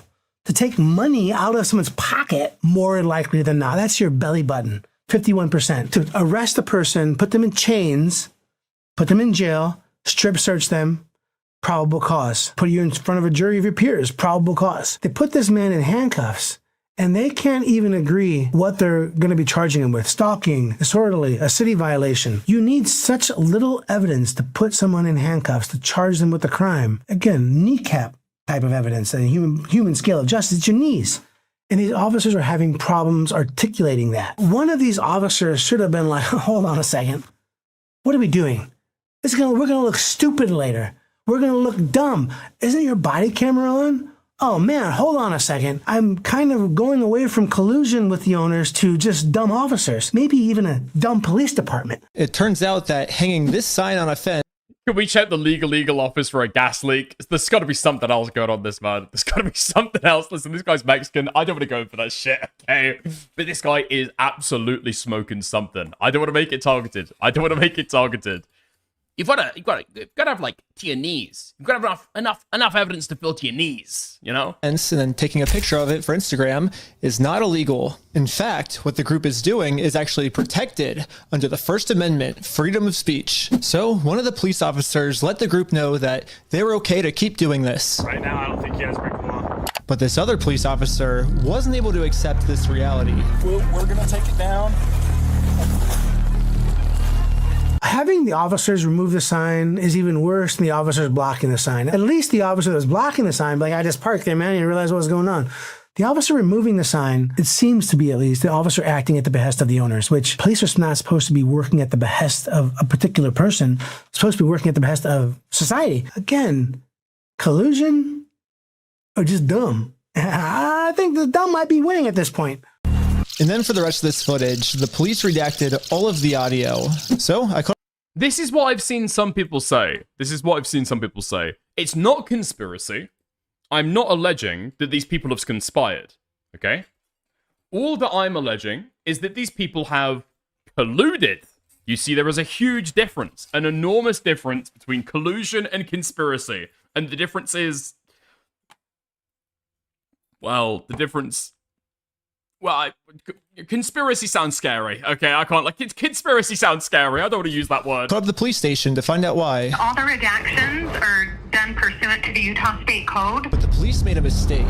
They accidentally forgot to mute this police officer's audio. So when you sync the two clips together, I can actually hear what they're saying here. He sees it or give it back?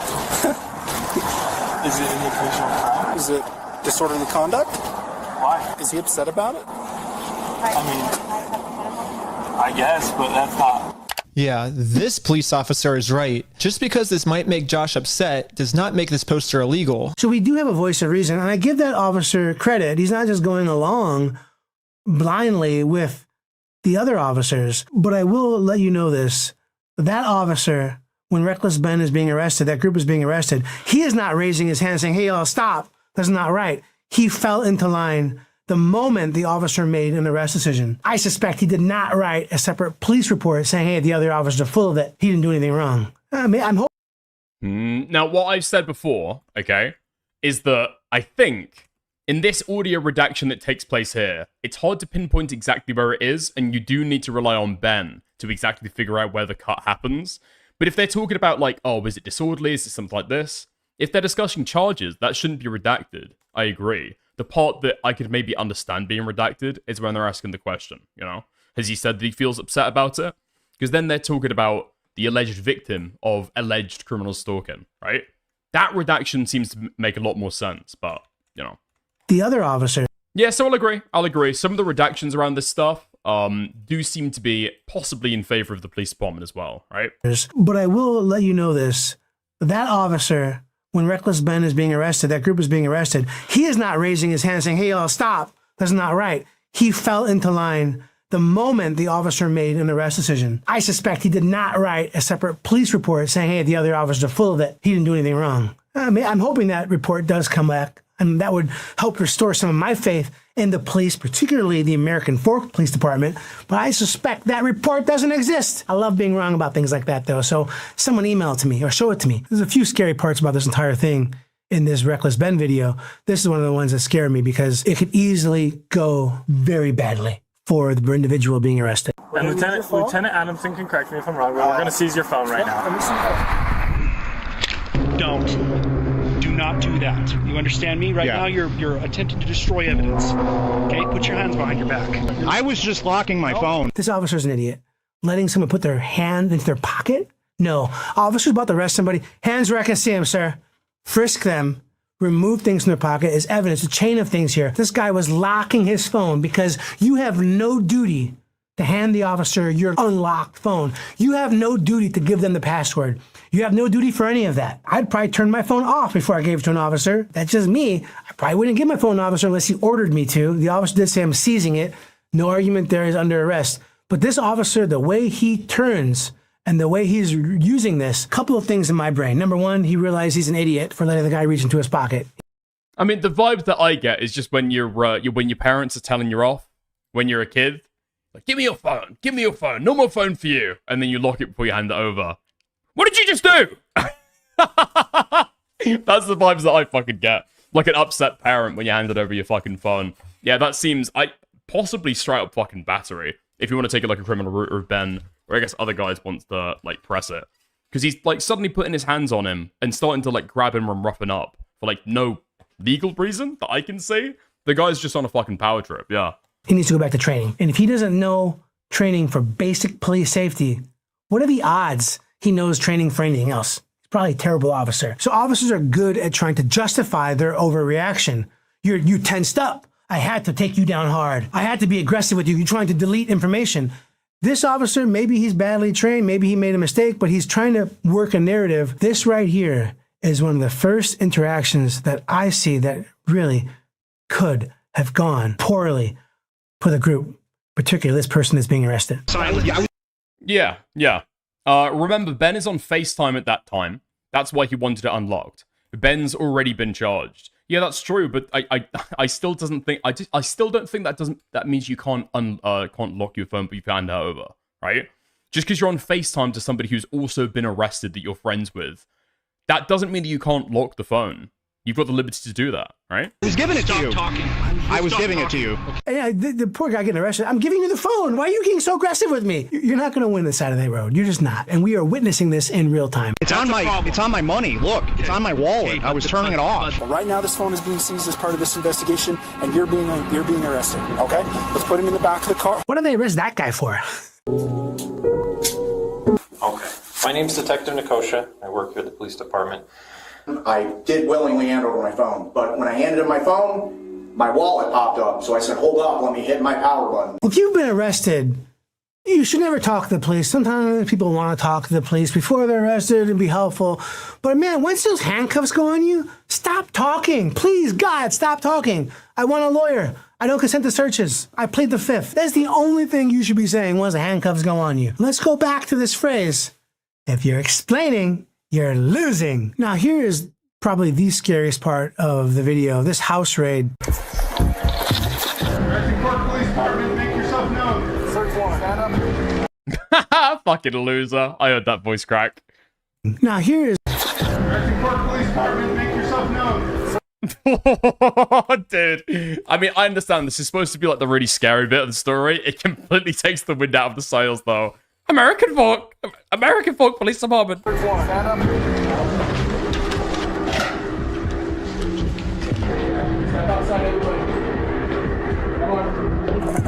I mean, they have assault rifles. They have guns drawn. There's been no drugs found on them. They searched the car. They found no weapons. None of these guys are armed. They just arrested Reckless Ben and one of his friends.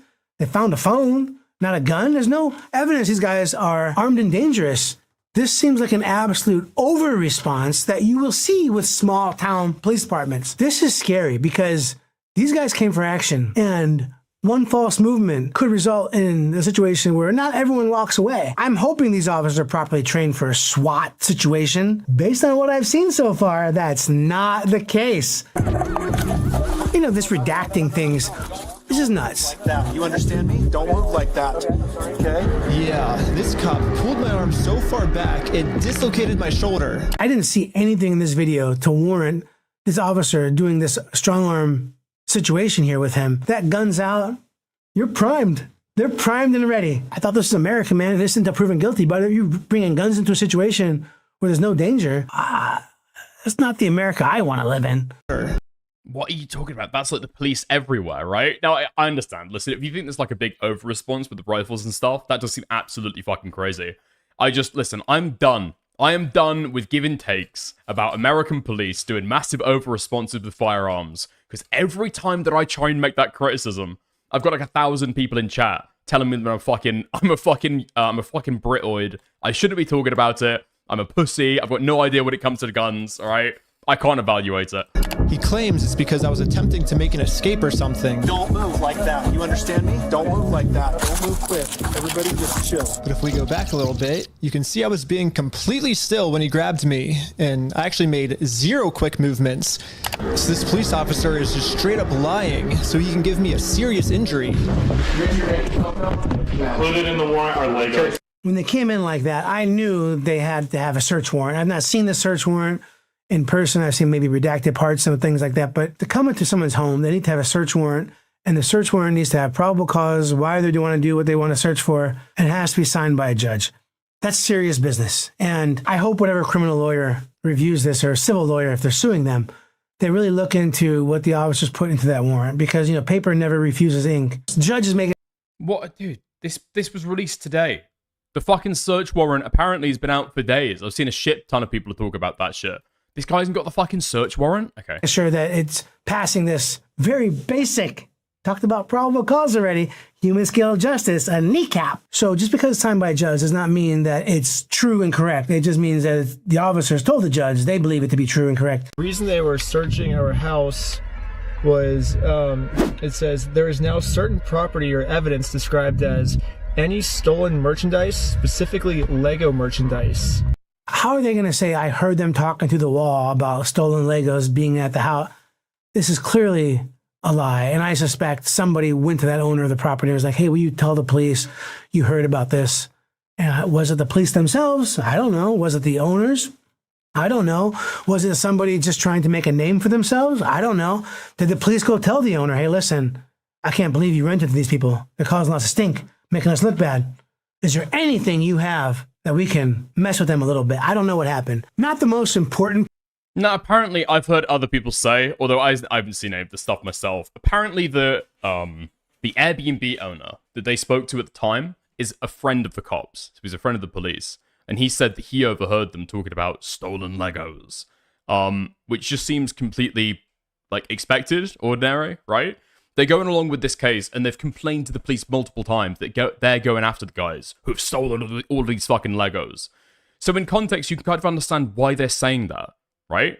I don't know if the full context was given, or what, or if it just made it to the judge without the additional explanation, or I don't know. It's such an obvious fucking mistake, though.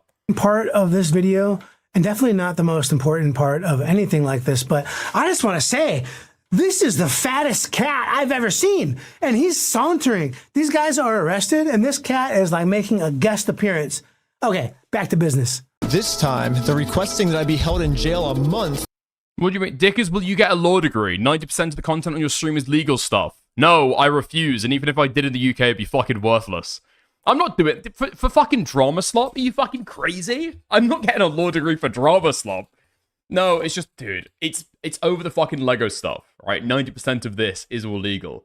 I don't want to fucking talk about this, man. Until my court date. But there's honestly nothing for me to hide, so I went through the entire story with them to show the detective that this whole thing is just a big misunderstanding. What is going on with this guy's fucking mouth? It's like one piece. It's like his face is made out of fucking Play-Doh. But there's honestly nothing for me to hide, so I went through the entire story with them to show the detective.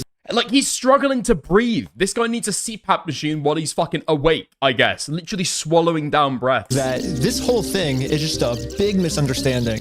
You can watch in real time somebody talking themselves into additional charges. Ben is explaining. This dude loves to explain. In this particular case, Ben starts talking about a GoFundMe, and you can almost see this light bulb go off in this officer's head about this GoFundMe. Okay, bro. Yeah, true. Very true. Dickers is already a doctor. Why would he need law? That's an excellent point. That is an excellent point. Thank you, Guna, for the two. And they're using it as a basis for criminal charges. And there's nothing illegal about doing a GoFundMe. In my mind, this officer is like, we arrested these people. No stolen Legos, no guns, no drugs. We've stopped them for 2 hours on the street. We got a judge involved. We got that fat cat on body cam. We got some explaining to do. And you can see the light bulb in this officer's head. He thinks somehow the GoFundMe is going to be some sort of basis for some criminal charge. And you just wish you can go back in time and just smack Ben. Stop talking. And yeah, all of the law enforcement that's protecting... He's just so fucking retarded. This is going to be like a legal strategy that he's been able to come up with Like you've heard in the fucking stories of the shows or whatever, when somebody would put like a pin through a big cigar, and so when the other lawyer would be given their argument, you were just watching the other lawyer on the other side just sit there, and his cigar ash just gets really fucking long. Or maybe they're picking their fucking nose, or they're doing some shit. They're jacking off under the fucking desk to try and distract from the other side. This guy's got all the tactics already built in. But the problem is, I'm trying to listen to him. Bricks and minifigs is gonna be pissed. But there's nothing they can do, because I'm in Mexico. Obviously, I don't know how this case is going to conclude, but Ben is now saying, hey, I have a warrant. I went to Mexico. Number one, I love Ben. He is standing up truth to power. He's trying to do what he thinks is right on behalf of someone that's been abused. I give you credit. But what a mistake he's made is letting a judge and prosecutor know that he's cool fleeing the jurisdiction, not just the state, but the country, because the United States has no jurisdiction in Mexico. Him going to Mexico and putting it on YouTube, if he is arrested in the United States, I do not think he's going to get a bond. He's going to litigate this case while in jail, because the prosecutor is going to be like, Judge, he fled the jurisdiction. And he not only fled it, he flaunted it. He knew exactly what he was doing. He left to avoid a warrant. It's going to make problems. It's going to make. I mean, it's not even. I don't know how it goes in the United States, so I can't claim to know, right? But I've got to imagine when this shit all goes to court, there's going to be a big difference between going to another adjacent state where maybe you live there, right? Well, not adjacent, but like going from Utah back to California to be able to like stay at home, right? That's maybe a little bit more understandable. The idea that you're going to fucking Mexico? Who the fuck are you? Are you fucking organized crime? You fucking Walter White? Why are you going to Mexico for, bro? Lots of problems for him. The only benefit to a client being in jail, from my perspective as a defense attorney, is, well, I know they're going to be on time at court. But that's it. I mean, the problem is people are in jail, they take plea agreements because they want out of jail, and the prosecutors know that. Sign this dotted line. Admit you're guilty under penalty of perjury. We'll let you out tomorrow. How's that sound, sir? And even if you have the strongest convictions in the world, day 25, day 26, you miss a birthday, you start making compromises because you want your freedom. I think this is going to bite Ben in the butt being like this. Everything we've seen so far is the redacted police footage released to... Okay, nice. Let's get into it. The unredacted footage, finally. Reckless Ben, and a hodgepodge of Reckless Ben and his crew having like these body camera type things of recording of information. So we have not seen the complete picture. We just have not. What I can see is a situation where officers are either a police force, American Police Department, is either colluding with the owners, or they are just some of the dumbest police officers I've ever encountered in my entire life. Chill. I understand. This ends today. I know. We're talking to him. As a defense attorney, I don't hear too many people cursing at the police that aren't at risk of getting arrested themselves. So this gentleman, I mean, it's very clear he feels in some sort of position of power that I would say the normal, everyday, average person interacting with police does not enjoy. Now, my fucking God. We see, literally all we've seen so far is Josh swearing in police body cam. And is he about to argue that that is proof further of the collusion, that he's got power over the police department? The guy might just be really frustrated and letting it loose, but... Yeah, like maybe he's kind of trying... even if you want to take Josh in bad faith, right? He's trying to convince the police that he is put at some kind of level of fear or upset by Ben's conduct, and so it's stalking, blah, blah, blah, blah, blah, right? And so they need to do something. Where do you get this idea that he's in a position of power to be able to call the fucking shots? Again, most people, especially victims, they're a little more calm and they still act in a more rational manner. This is not something I am used to seeing a victim put these fuckers in jail. That's just, you don't usually see people barking orders at the police. It's just, I don't see too often. So just kind of starting out right off there, this is kind of unusual. It continues to be unusual. She had a consignment deal with a guy named Brian Mansell. A year and a half, almost 2 years, she had this consignment deal with him and she never paid him. This Josh guy, he's basically explaining to the officers why he's not responsible for any of the Lego that were in his store. Please watch Devin's video about the background, bailment, consignment, UCC. These are all things that even as a person that takes over a store, even though he didn't sign the contract, guess what? He's still responsible in some way. So the facts are not as simple as Josh is explaining to these police officers. Again, just because your friend parks his car in your driveway and you sell your house, your friend doesn't lose his car. The car wasn't yours to sell. It's the same exact thing. Please watch Devin's other video. It explains it in an entertaining and fun and easy to understand manner. Yeah, that's probably the first good point he's made in the entire video. Go and watch when Devin's talking about it. I'm done with this. Officer, can you please help me and my family and Nick stop? Yeah, absolutely. The whole 105, can you help me? And the officer says, absolutely. Not, hey, I'll investigate. Hey, I'll do my best. But there's a definitive statement by the officer. Absolutely. Now, maybe the officer is being just helpful. Maybe the officer is just being nice. I don't know. But, what I do know is we have to look at things in the totality of circumstances. And it seems like Josh is giving orders to these police officers. And this is a continuing theme we're going to see over and over again in this unredacted body cam. And one of the things Josh conveniently forgets to explain to the officer when he's giving his version of events is that the Lego sets owned by Mansell are photographed inside the store after Josh and his business partner took it over. There's photo evidence that Reckless Ben has provided. It's actually screenshots in the videos he's produced. And so he's conveniently leaving that rather important part out when explaining to the officers. Now, it is possible that Josh does not know that the Star Wars Lego sets with the yellow dots belong to the Mansell family, but he is in the better position than Mansell or even Reckless Ben to know which Lego sets he has in inventory. So keep that in mind. This is what you're trying to serve them with? I mean, this is all legally irrelevant, right? Given the fact that they're talking to the police right now. And that would all be a civil argument taking place. What's the fucking criticism? And actually, Josh isn't explaining all of the details honestly about this civil case right now. You're here to talk about the fucking criminal aspect of it. I mean, I agree, right? I agree. If you listen to Josh or even the fucking Brandon guy talking about it to the police, they do just straight up lie to be able to misframe it in certain aspects. How heavily does that weigh on the fucking criminal aspect? I'm not sure. Yes. I wish we could just send him an email. I wish we could just send him a phone call.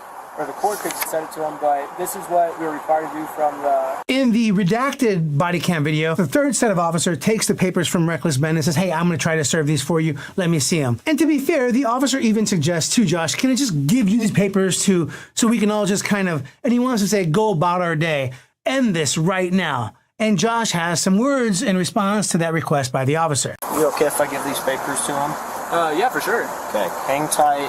Are you okay if she just gives you the papers so we can just get Have her? you looked at the papers? I've talked to the Kaiser Police Department. There's nothing filed. So no, I'm not accepting service from him. Josh tells the officers, I've talked to the police. I'm not accepting service. So if it's real service on fake court paperwork, what's the harm? Just take the paperwork. Right here, you can watch Josh's version of events starting to fall apart. Absolutely not. It's fake. Well, no, because he's correct here, right? He is actually correct. I don't think those legal papers are actually filed against the right people, right? Okay, it's not real. That's completely fine. You have that right? Yeah. Again, service by a police officer is typically the highest and most respected level of service. Again, in most states, simply handing them the paperwork is considered service. They allow law enforcement officers in most states to simply put the service paperwork on the door of the residence where the person is known to live. So this officer to say, oh, that's your right. What? That seems kind of extreme. So all you have to do is tell the process server or a police officer it's fake. And the person goes, oh, well, if it's fake, well, sorry to bug you, sir. We'll be along our day. Sorry for the inconvenience. No, that's not how this works. Wait, didn't this guy say... it's just internally inconsistent. Didn't this guy say earlier that police departments take payment for doing process serving? Right? Now this guy said, listen, do you want me to just hand them over? I'll just go and ask him, see if he wants to have them. He hasn't been paid to do service. Are the police officers under some kind of agreement to do service? I don't think so here, right? Let's add that into the pile as well. That's not how the legal system works at all. All right. What are you wanting done today? Besides, obviously, talk to... As much as you humanly possibly can. I can screen charges. Yeah, because you have Spanish mods. What do you mean? Your mods must be Jewish. Do you have Spanish mods? Oh, no, it's on Kick, it's all going to be fucking AI moderation. I'm open to screening charges through our attorney. Oh, you're trying to use the fucking ESLA. Right, for Mexican people. Yeah, okay. That's going to obviously be caught with the fucking AR moderation over on Kick, dude. What do you mean? You can't just, like, scream the N-word, and then when Kick automatically moderates you, start complaining about black moderators being biased against you. What are you fucking saying? I'm gonna go talk with him, give him his paper back, since you do not want this. Can I just peek at it? What was that? Can I peek at it? It kind of puts me in a little bit of a bind. It's fake. The officer mentions screening it through the city attorney. This officer may not be as dumb as he appears on this video. At least he says, hey, I better get these charges screened through somebody, because I think this officer is having problems formulating what exact crime Reckless Ben is committing to have him arrested for. Handing it off to an attorney, it's a classic way of avoiding responsibility, and sometimes it's a smart move by a police officer, because if you don't know what a crime is, you can ask somebody who knows more, such as a city attorney or a prosecutor. Now, what I love right here is Josh says, hey, can I get a peek? And the officer is like, hey, that puts me in a weird spot, because if you look at it, well, the officer probably knows you've been served. You have notice of the lawsuit.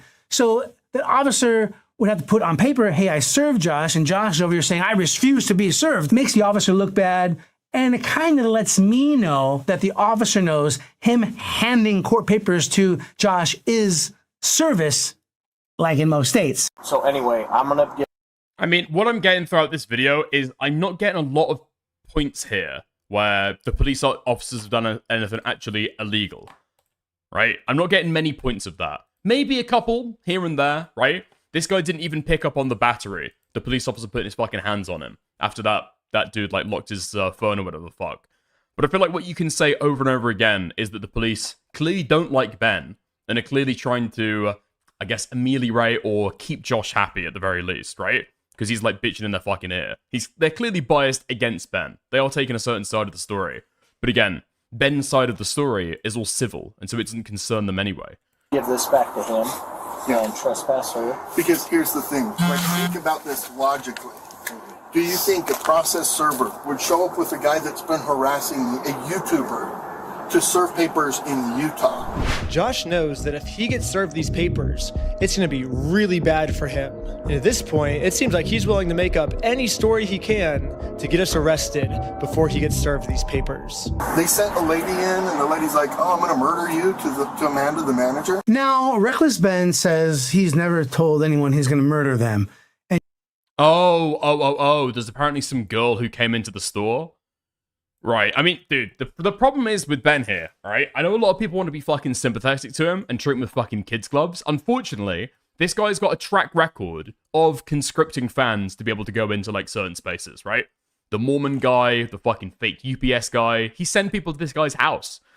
Now, are they really in a position where somebody comes into their store and says, I'm gonna kill you, I'm gonna fucking put a bomb in your asshole, I'm gonna blow you up from the inside out?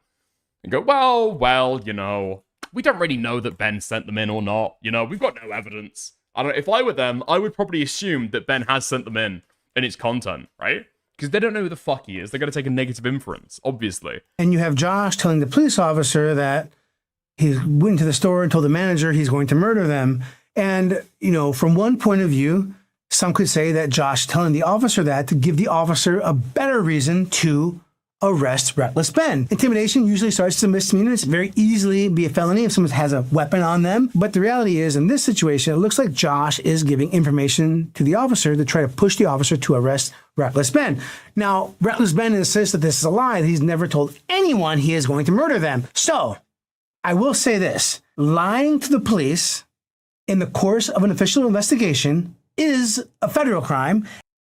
Well, thank God that he stated his personal belief that Ben had sent somebody else into the store to be able to make a threat against the manager, instead of saying that Ben directly threatened them. I'm really, really glad. I'm really, really glad that we got that bit clarified then in the footage that you just watched. And it's a crime in most states. And I want you to think about this. Martha Stewart did not, in fact, go to jail for insider trading. Well, Mark, that's what they're investigating her for. What did she go to jail for? Ben is annoying, but saying every threat is because of Ben is wild. I don't really know if it is, because these guys are just like private citizens, right? They're not into the whole YouTuber thing. And so, let's imagine for a second that you've got a store, and people are coming in, several people, Ben and his goons, are coming into your store to be able to, like, basically kind of annoy, be a fucking general nuisance to your store manager and the staff there as well, right? You've had to fire one of your staff because Ben has convinced her to be able to, like, leak details that she wasn't allowed to give out under the pretense that, well, we're just, like, big fans of Legos and you've won a prize and blah, all that stuff, you know? Then those people start going to your fucking house where you live with your kids, sending fake UPS. They're sending a guy with a box full of fucking rubber ducks. They're also sending some fake Mormon to be able to come and convert you and assuage you from going to fucking hell. And then other people start going to your store and saying they're gonna fucking bomb the place. Now, do you follow the pattern there? Again, I disagree. I don't think that it's realistic. I don't think that Ben would actually do that, alright? But given the fact you think this guy is fucking harassing you and trying to piss you the fuck off, would you not put two and two together and think, maybe Ben is also sending that other person to get a rise out of us for content? Listen, I don't think that it's true. I don't think that Ben did that. There's no evidence of that, and I don't think that Ben would. But from their point of view, I can kind of understand why they would think that Ben is sending people to say that kind of shit, you know? I mean, especially when Ben gives no kind of disclaimer in his videos that don't go and harass these people, don't go into the store, don't contact them, don't leave reviews, any of that stuff, you know? I think apparently, I've been saying that a couple times, apparently Ben, in an interview with somebody else, has eventually said, don't go into these stores and fuck with people. What if the police are playing DDG style 7D chess? The mistakes are intentional and commentary have fallen for it. Mustached world. Lot to consider there. Thank you, Anyaki, for the 5. But yeah, I think it might have been after the CoffeeZilla video about the Lego vigilantes who were going into Lego stores and starting fucking fights. It might have been after that video, but eventually Ben did say, listen, I don't think it's very good if people go into Lego stores and start harassing the staff. So props to him, okay? Props to him for saying that about 2 or 3 weeks into it. Nice. Went to jail for lying to the police during the course of their investigation for insider trading. So if Josh is in fact lying to the officer about what Reckless Ben said, well, that... So I go rob a bricks and minifigs. Is it okay to say I did it because of Ben? Well, no, because it wouldn't be a similar course of conduct, would it? Is a crime in most states, and it most certainly... I think that would probably be unreasonable, right? Is a crime under the laws of the federal government. They have fake service papers. Then the girl is like, she's like, oh no, I got to serve in these papers. Like they printed up a fake lawsuit, you know? And I'm like, oh yeah, do you think the process server would really be riding with the YouTube guy to deliver papers to a guy that he's been harassing? I'm like, do you think I'm stupid? In this particular scene, Josh is complaining to the CEO of Bricks and Minifig with an officer standing a few feet away. He's stating that it's preposterous that a process server would try to serve a lawsuit filed in Oregon while he is in Utah with the help of Reckless Ben.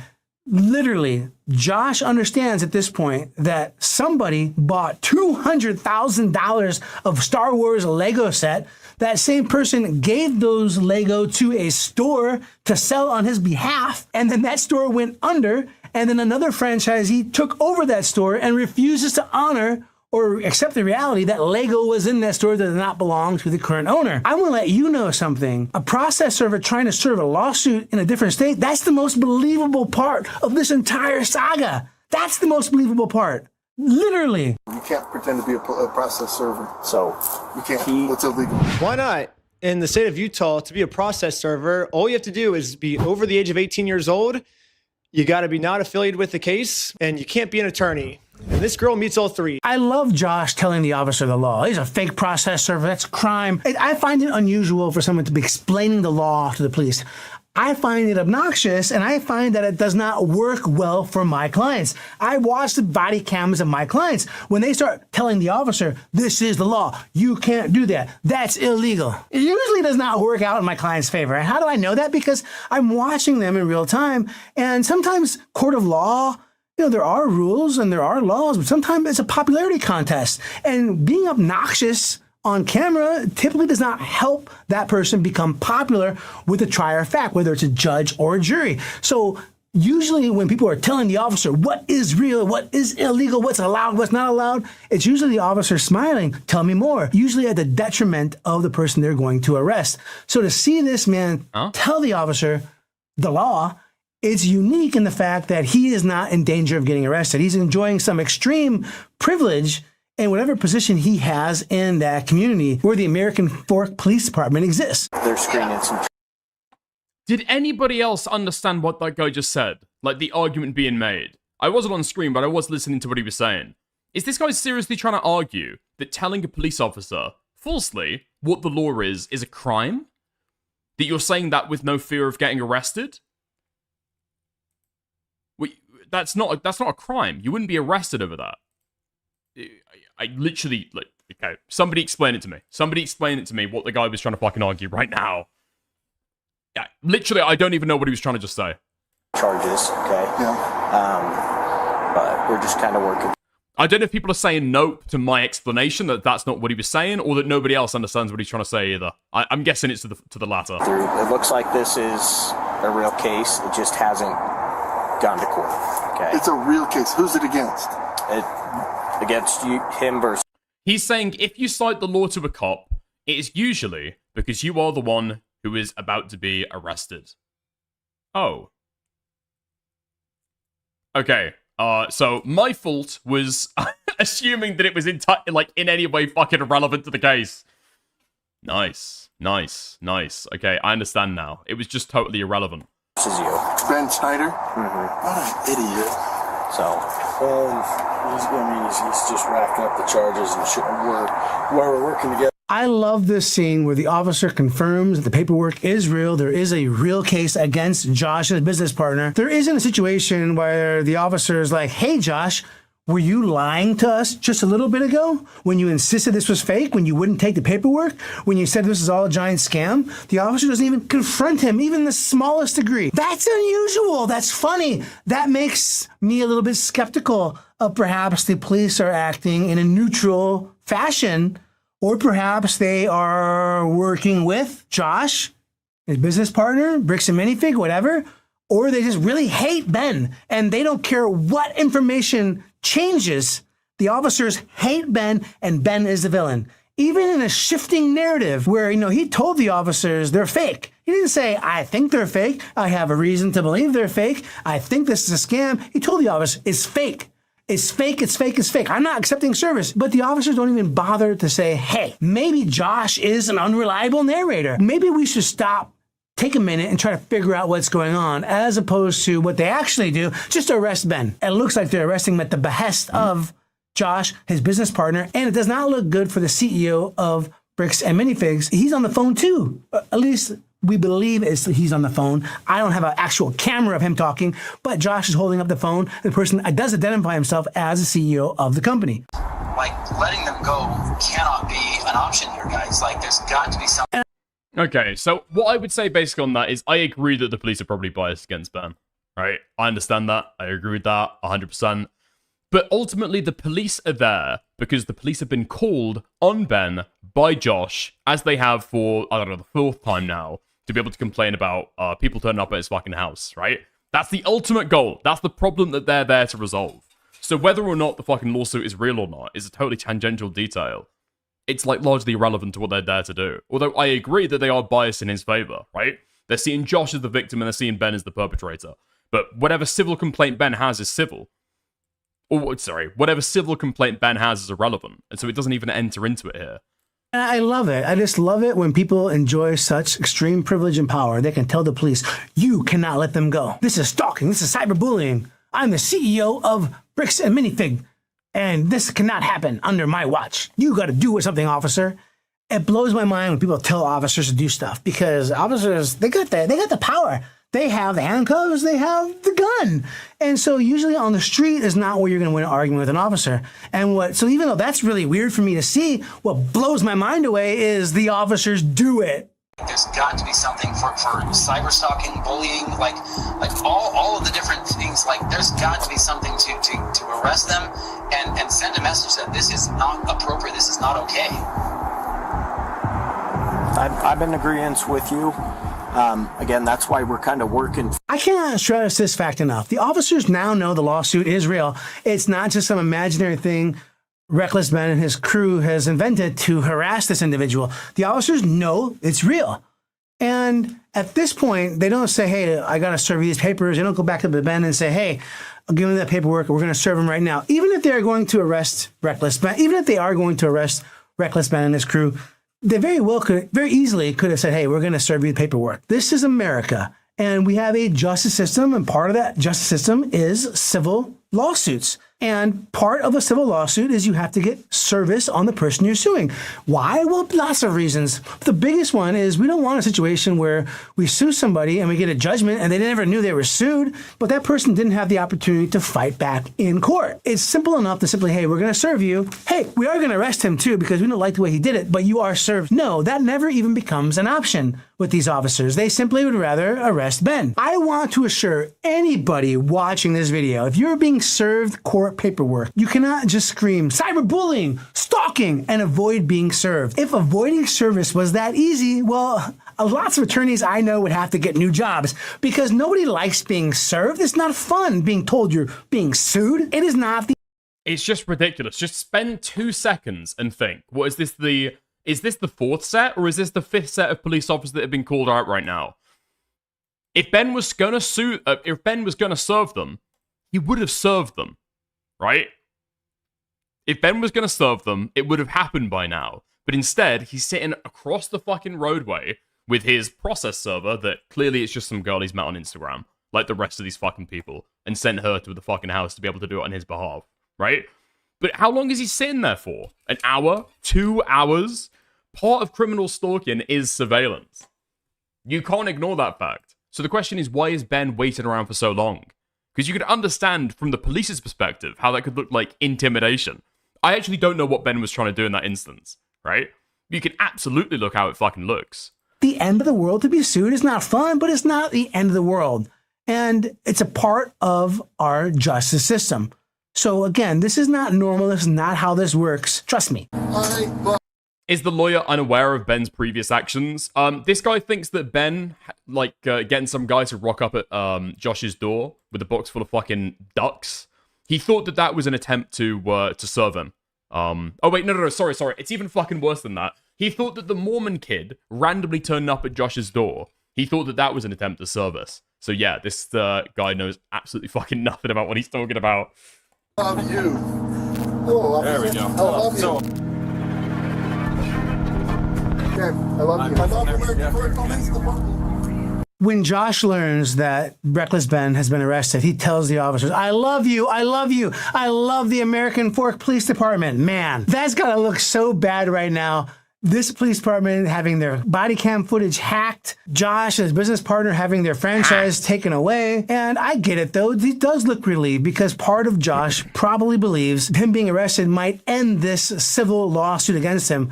But I totally get why this was originally redacted from the body cam because it looks terrible for the police department. It looks... Dude, it's a fucking criminal stalking case.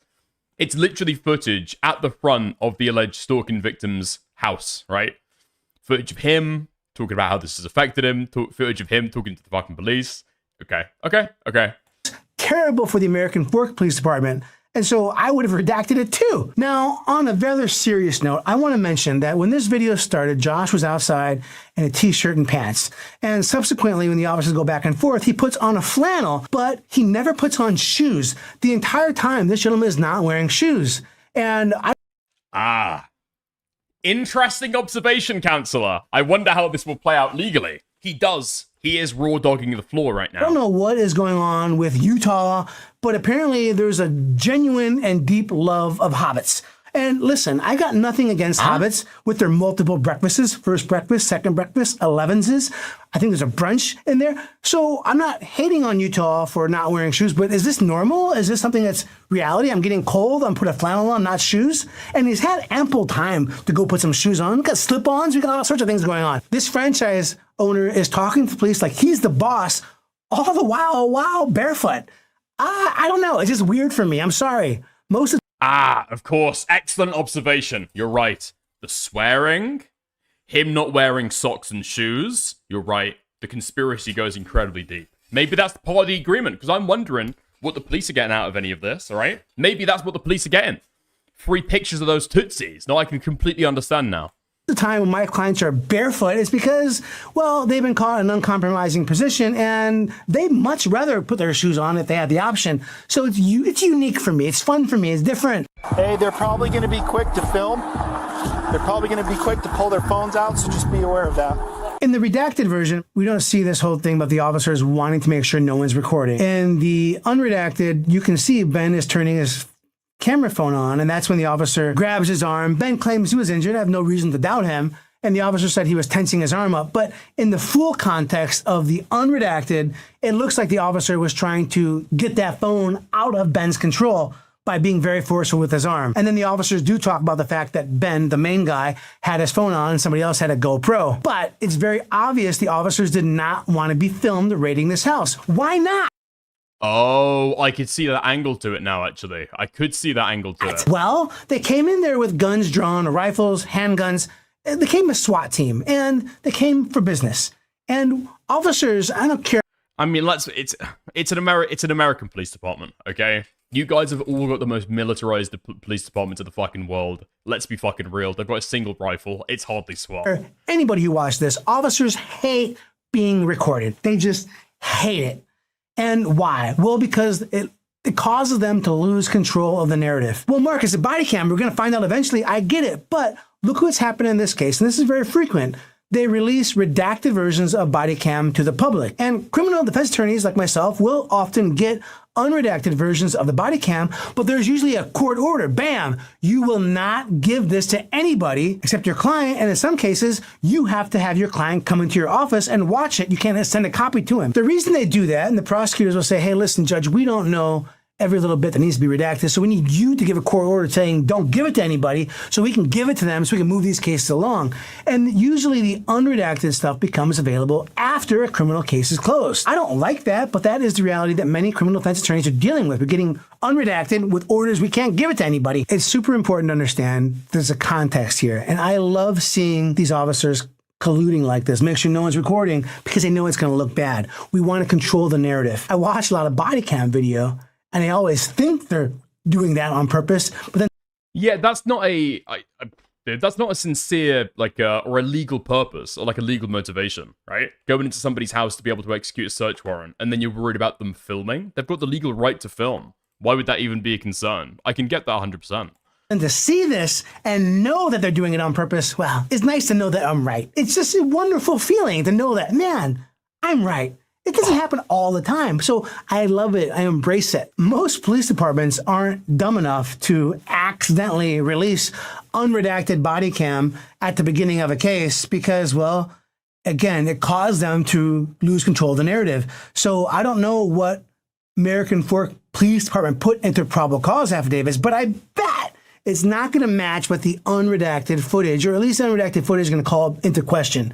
So most police departments aren't as dumb as the American Fork Police Department, but please understand, 99.9% of police departments are doing exactly what the American Fork Police Department are doing, redacting and playing games with body cams. Now, Reckless Ben has made lots of video, so going beyond the body cam, Reckless Ben is now putting out videos saying, hey, police have no jurisdiction where I'm at, no American police where I'm at, can't find me. That's not going to go well for Reckless Ben when and if he's taken into custody for these crimes. Now, I'm not saying he's guilty. He's going to have to fight these, hopefully. Maybe they'll just dismiss, probably not.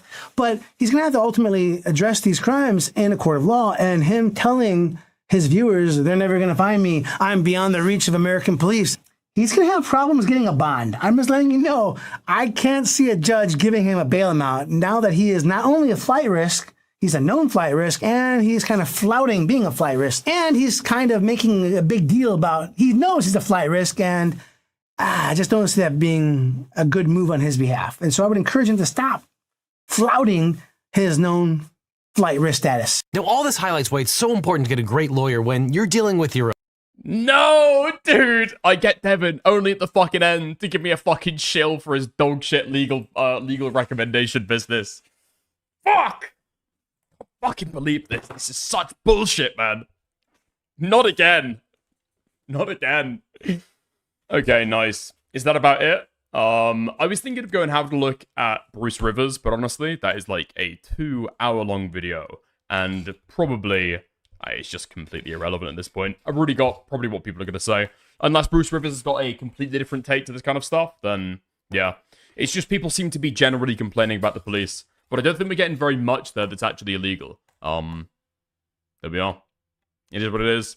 2 hours of nothing, lol.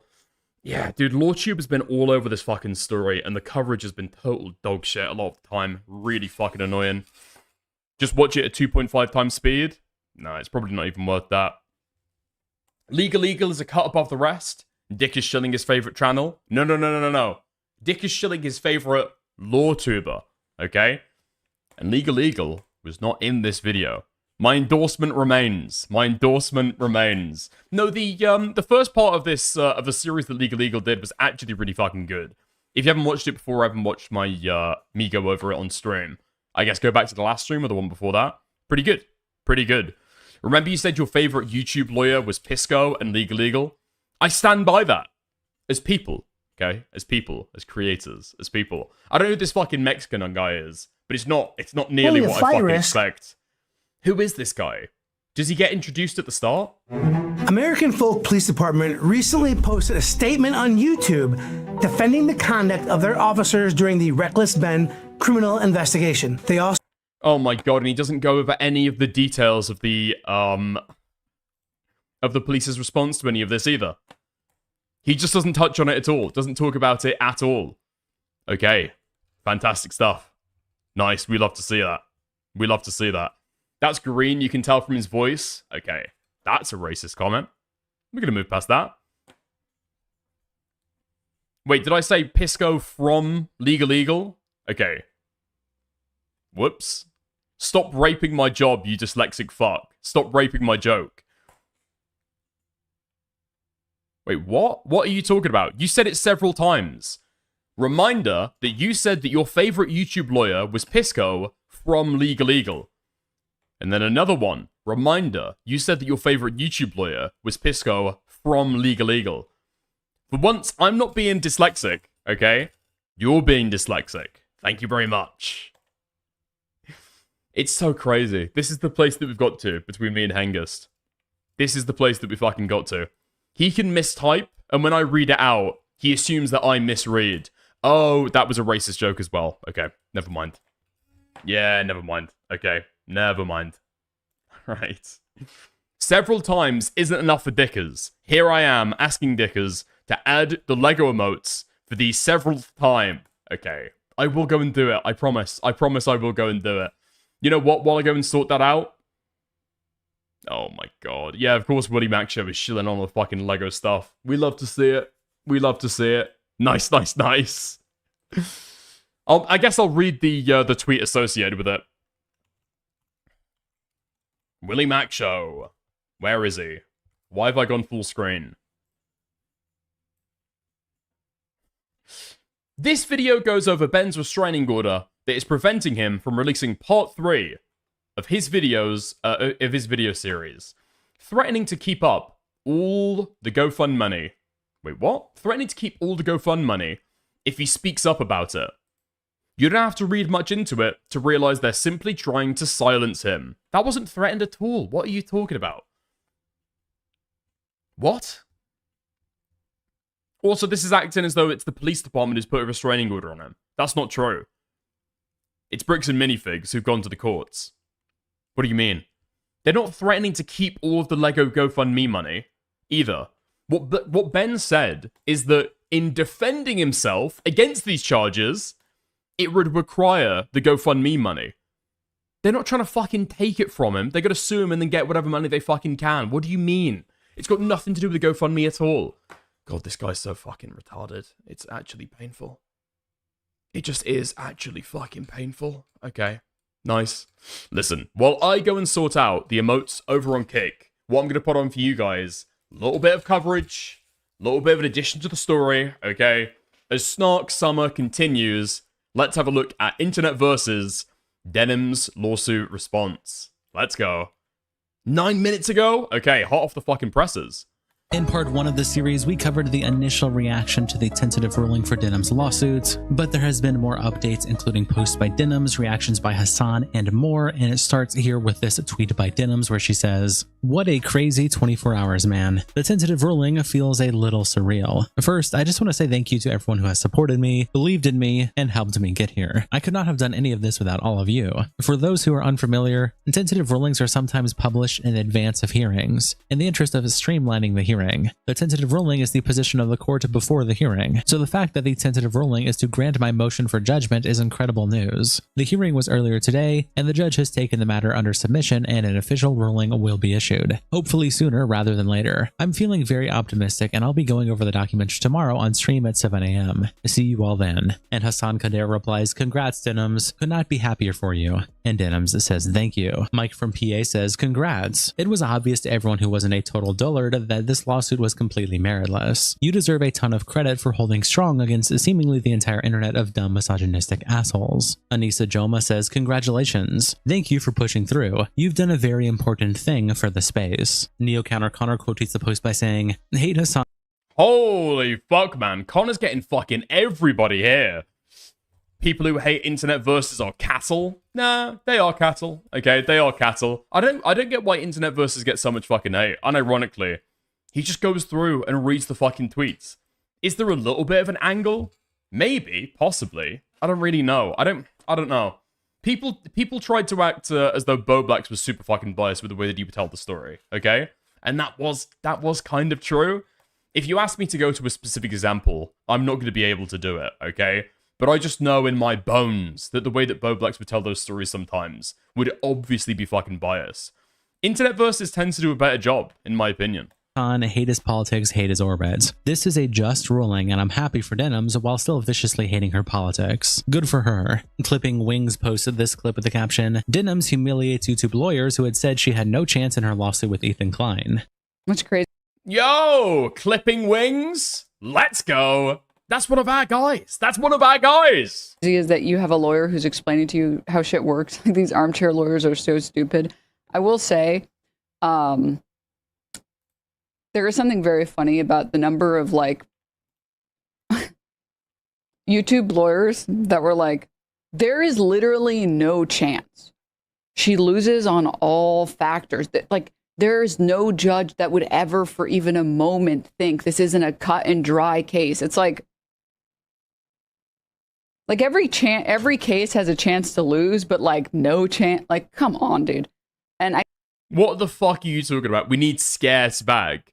Scarce popped up. He was a creator for maybe like, I don't know, 3 weeks, and then he disappeared off the face of the fucking earth. No, we do not need Scarce back. Can we, dude, it's 2026. Can we all just accept that Scarce was the most astroturfed fucking drama commentary guy in all of existence, okay? Total dog shit, really boring with the way that he read the fucking tweets and gave out the fucking information. The COD gameplay in the background, anybody could have fucking done. People just propped him up because they hated fucking Keemstar. I think some of them now are like, I actually was saying from the very beginning that she had a really good chance. It's like, no, you weren't. No, you weren't. Why are you lying? The Dow, why are you lying? What the heck? And Lynx replies, Denham's actually won a partial judgment, not the whole thing. You can have a weird situation where Ethan wins the other parts. And Ken Sarigi says, thank God someone knows what tentative means. Don't expect anyone in her bubble to let that rain on their parade. She can still win. But yes, we're all still waiting on Here H3H3's arguments to be judged on. And Gatu Fumador says, they literally already heard his argument, you moron. Judgment on the pleadings means the court actually assumed everything Ethan claimed in his legal complaint is 100% true, but under the law, he still loses, Lamau. Do you think judges normally write 18-page opinions on a lark? Hassan quotes the clip by saying, actually kind of surprised more big YouTubers haven't covered Ethan Klein almost destroying his landmark fair use precedents because he wanted to bury smaller YouTubers he doesn't like in costly litigation. And oh damn wait replies to this a screenshot of Google AI with the caption, we all know what side the judge was going to be on. And it says, Judge Wesley Sue is a mainstream liberal or center-left federal judge rather than a radical leftist. And then just a bunch of AI response. And Anna replies, Lamau, the way the world... Wait, hold on. Let me have a gander. Judge Wesley Sue is a mainstream liberal or center-left federal judge rather than a radical leftist. While judicial philosophies are often categorized broadly, his career profile reflects a traditional liberal institutional background. This fucking retard tried to pull the fucking political bias. Political bias. I thought Ethan was a liberal. No? Leftist, and then just a bunch of AI response. And Anna replies, Lamau, the way the wording shows that you asked AI if the judge was a radical leftist. Yold says, aside from the AI slop bullshit, you do know that this isn't a left versus center / right fight, right, dumbass? Ethan calls himself a liberal. This is about copyright. Copyright in which Ethan himself created the last time he won the lawsuit. This is just dumb overall. Shaman Lord Rufio replies to Hassan by saying, they were blatantly trying to rip Ethan off. Fair use is legit. Getting up and walking away for a lot of it isn't fair use. I'm no fan of Ethan. I think this is literally the only thing I agree with him on. They literally admit they are doing it to cost him revenue. Oh my fucking god. I'm getting dragged back into it immediately. These people are so fucking horny for Denims to lose in court. They're just offering any fucking argument they possibly can. Was Denims walking away for large parts of the fucking video? No. Is her saying, even if she did say that she was doing it to deprive Ethan of revenue, is that relevant here? No. Did she even say that? We're going to say questionable, okay? We're going to say 2 out of 5 Pinocchio noses misleading. That's what we're going to say on that. And Phlegony replies, you are 100% incorrect. Denims never walked away from her stream when watching the nuke, and wishing financial harm is not a factor in assessing fair use. And Kilo quotes this post by Shaman Lord Rufio that we just read with the caption, one thing that gets brushed over as people discuss this Denims case is that Ethan Klein dishonestly presented this whole thing as an attempt to protect effortful long-form content. In his video announcing the lawsuits, he brings up Lamino as an example of somebody who gets the short end of the stick with regard to React content, and he only ever mentions his content nuke as being the infringed work that inspired his lawsuits. Yo, okay, yes, we've got them over on Kick. We've got them over on YouTube as well, I think. Okay, the Lego emojis are here. Thank you, Inside Out, for making them. As many know, this is a lie. You can see below a chatter that has been fooled into thinking that Denims got up and walked away from watching his content nuke video while it was playing. Something that never happened. Denims did this during the countdown episode leading up to it, which he is also suing for, that he registered with Congress 2 months after her reaction to it. He doesn't mention the countdown episode at any point during his announcement video, you know, because he is a fucking liar. He lied because nobody gives a fuck about your dusty ass countdown stream. That obviously is a harder sell to get public perception on his side, so he presented everything as though it happened during his content nuke. A sentiment like what's being expressed below is widespread and demonstrates how easy it is to lie to general audiences, and as long as people dislike the opposition, they will accept whatever false narratives are presented to them and not critically examine them farther. This is aside from the still widespread and persistent misunderstanding of copyright law, where people still seem to be under the impression that expressing a desire to financially harm someone as you watch their content, which Denims didn't even do, has any bearing on fair use. It does not. Hassan also goes back and quote tweets an old post from Legal Mindset back on September 25th, 2025, where Legal Mindset is quoting a clip of Yeet saying Hassan tells Ethan Klein to drop the lawsuits, and Legal Mindset says, Hassan, please stop pretending you understand anything about copyright law. You can barely read properly. And Hassan says, fast forward to June 5th, how this work out, dipshit? And Death by Pandemic says, it's how did, you pathetic inbred halfwit. Mac says, reading a holding doesn't give you understanding about copyright law, you hulking retard. The Brown Future says, it's one lawsuit. Oh, dude, the cope is fucking palpable. No, Hassan has just got the fucking W. Hassan has just got the fucking W. It is time to lay down your fucking arm, lads, okay? This is not the battlefield you want to wager the fucking war on. And those bitches still had to pay legal fees. It's your fault for not controlling your Jabba the Hutt Muslimina and the pale ogre chick. Actually, they still lose. Even if they win, they still lose because they lost legal fees. Yeah, okay, buddy. Replies to Hassan about Legal Mindset by saying, he ate a massive L on Tectone's case too, Lamau. Even took an L on Johnny Somali's sentencing. These are the kind of people. These are the kind of people. Oh no, sorry, he's shitting on Legal Mindset. Okay, you good? Go back. How do people believe anything this guy says? He'd also post the Denims post that we read at the beginning of the video with the caption Denims tweets following her tentative victory in court against Ethan Klein. And Jasmine replies, anybody else bummed that Denims is winning this thing? I still don't get how she's the one coming out on top of the three. What she did feels like the literal definition, not fair use. I don't understand. And it's so good. It is so fucking good. The ... I don't understand. I don't understand. That is like my favorite tweet of the entire fucking drama. It's so good. Caramel says, not really. I want to see her take an L as much as the next guy, but her winning despite having probably the weakest of the three is just proof that Frogan lost for nothing and Casey got humiliated for no reason. And that's funnier than a Jew achieving total victory. Tectone replies to Yeet by saying, the court system once again being complete bullshit. Interesting. Very interesting that Tectone globalizes the entire court system.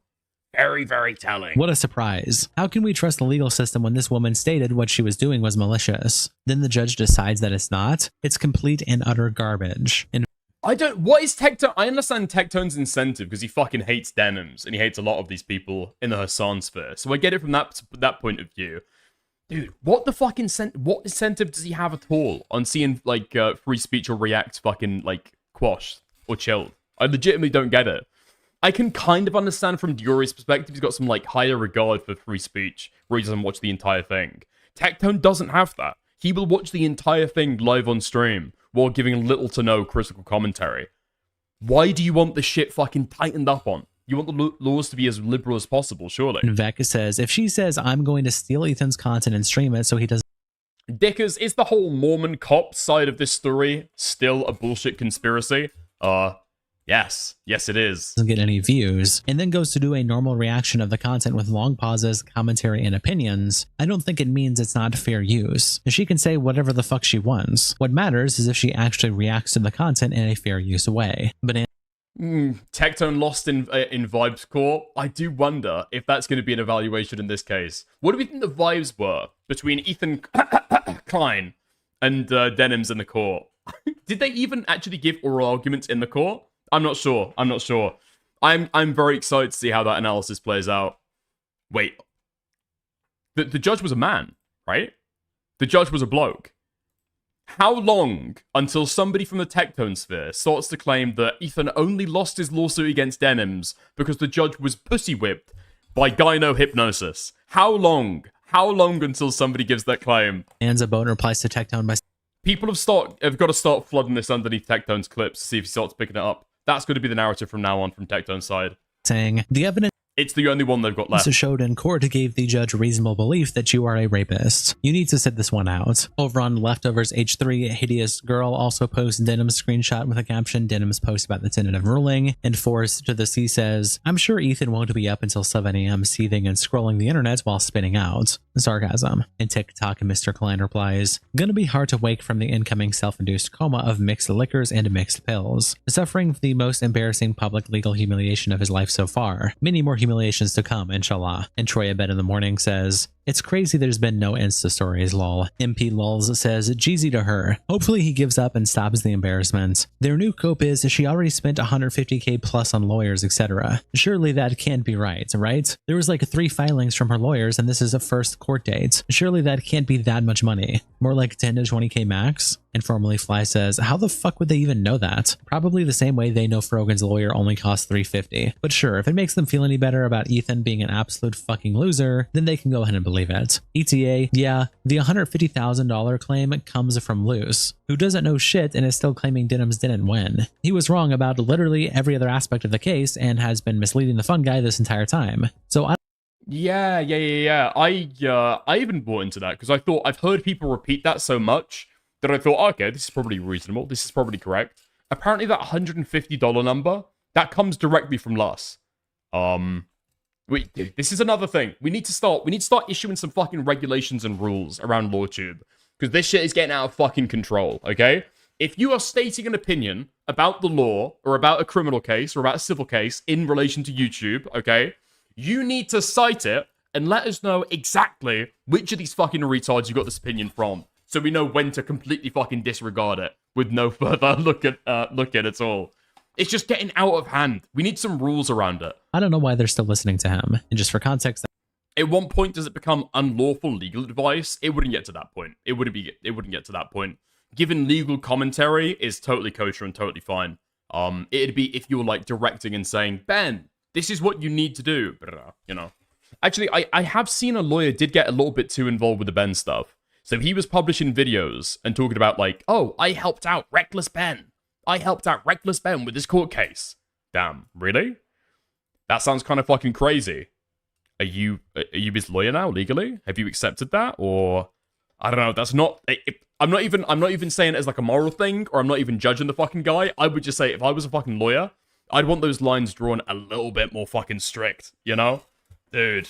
That commenter attaches this post by individual ad that says the Nick Shirley of lawyers, Luce is here to set the record straight on the Denims lawsuit. And it's some comment by him saying, everyone's saying Denims 1 is incorrect. She tentatively won 1 out of 2 claims. She spent well over 150 grand to do so and could spend easily another 150 grand on the second. The lawsuit is not over. I'll address Denims tonight at 8 p.m. Are you interested in the topic? She'd be able to get some of her fee recuperated, right? Not guaranteed, but she can pursue that question mark. At least from what I've read, I think if Ethan won, he might be able to put lawyer's fees on top when he takes his winnings. I don't know if I don't know if Denims can countersue, for her legal fees. I legit don't know. I haven't heard anybody else say that. The community post. It's America, so I'm assuming not. Wait, she can ask for costs and fees? Wait, really? Okay, I need to look into that then. By Luce also gets posted in the H3H2 production subreddit by Dams Mitt saying Luce thoughts on the tentative judgment. And Saruski says, while I am so rooting for Ethan in the suits, I do think some people should start mentally prepping, lest we look like a bunch of coping losers. Reckless Ben is a wonderful example of the person on the right who doesn't always come out on top. In case of the Wait, where is this happening? This is on the fucking H3 leftover subreddit, right? This is any snark community. Dude, he went on the Zionist show, guys. His surname is Schneider, and he went on the Zionist show. Lock the fuck in! You should be able to see this guy for who he is. Fuck me. Ligma says, with peace and love, anyone needing to... We're losing everyone on the Ben stuff. We are truly losing everyone on the Ben stuff. Most of commentary, retarded. LawTube going along with it. Even the snarkers. We are divided by the reckless Ben content. Mentally prep or care that deeply about it should probably touch a little grass. At the end of the day, this is a lawsuit between 2 individuals, not part of our personal lives, and really has no effect on any of us viewers whatsoever. We watch the podcast for entertainment, and the show will go on entertaining us despite whatever the outcome of the lawsuit is. Ethan isn't... Okay. Sorry, ignore me. This is the wrong subreddit. This is not Leftovers H3. This is the H3 Productions. Okay, subreddit. We love it, we love it, we love it. Nice. Snark narrative back on track. Struggling for money, and we'll be fine either way. DJ Damon says, I just think it's insane that she literally confessed her intention to create a market replacement, and a judge would decide that it isn't on technical merits. And Thought Mobile replies, the problem is that particular confession is only relevant to one of the 4 pillars of fair use. Frankly, you can just meet one of the 4 pillars of fair use and have it be considered fair use, or you can meet 3 of the 4 and have it not be fair use. It really is very situationally dependent. We may Is Dickers the only YouTuber that's been negative? I'm not totally sure. I think I've seen that Parry has said some stuff like negative about Ben.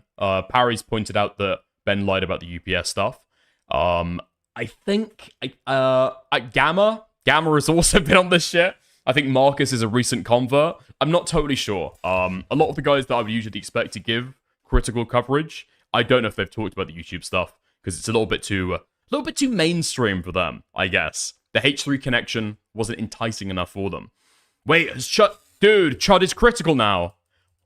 Let's go. Okay. I think I saw some of Chud's original coverage, and it was a little bit glazy. A little bit too glazy for my liking.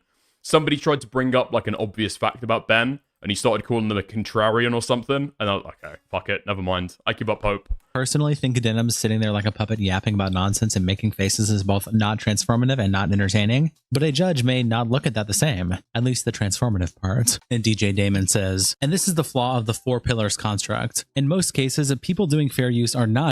Wait, really? Chud was reheating your takes? Okay, nice. I did see that you sent him a clip of me in his inbox. Did he end up watching that or no? Trying to create a market replacement. Of the ones that do, it's arguable because they never admit it. So leaning on the pillars is still fair. Confessing to a crime and then pivoting to the pillars for defense shouldn't be allowed. It's a disgusting amount of hubris the judge is hand-waving.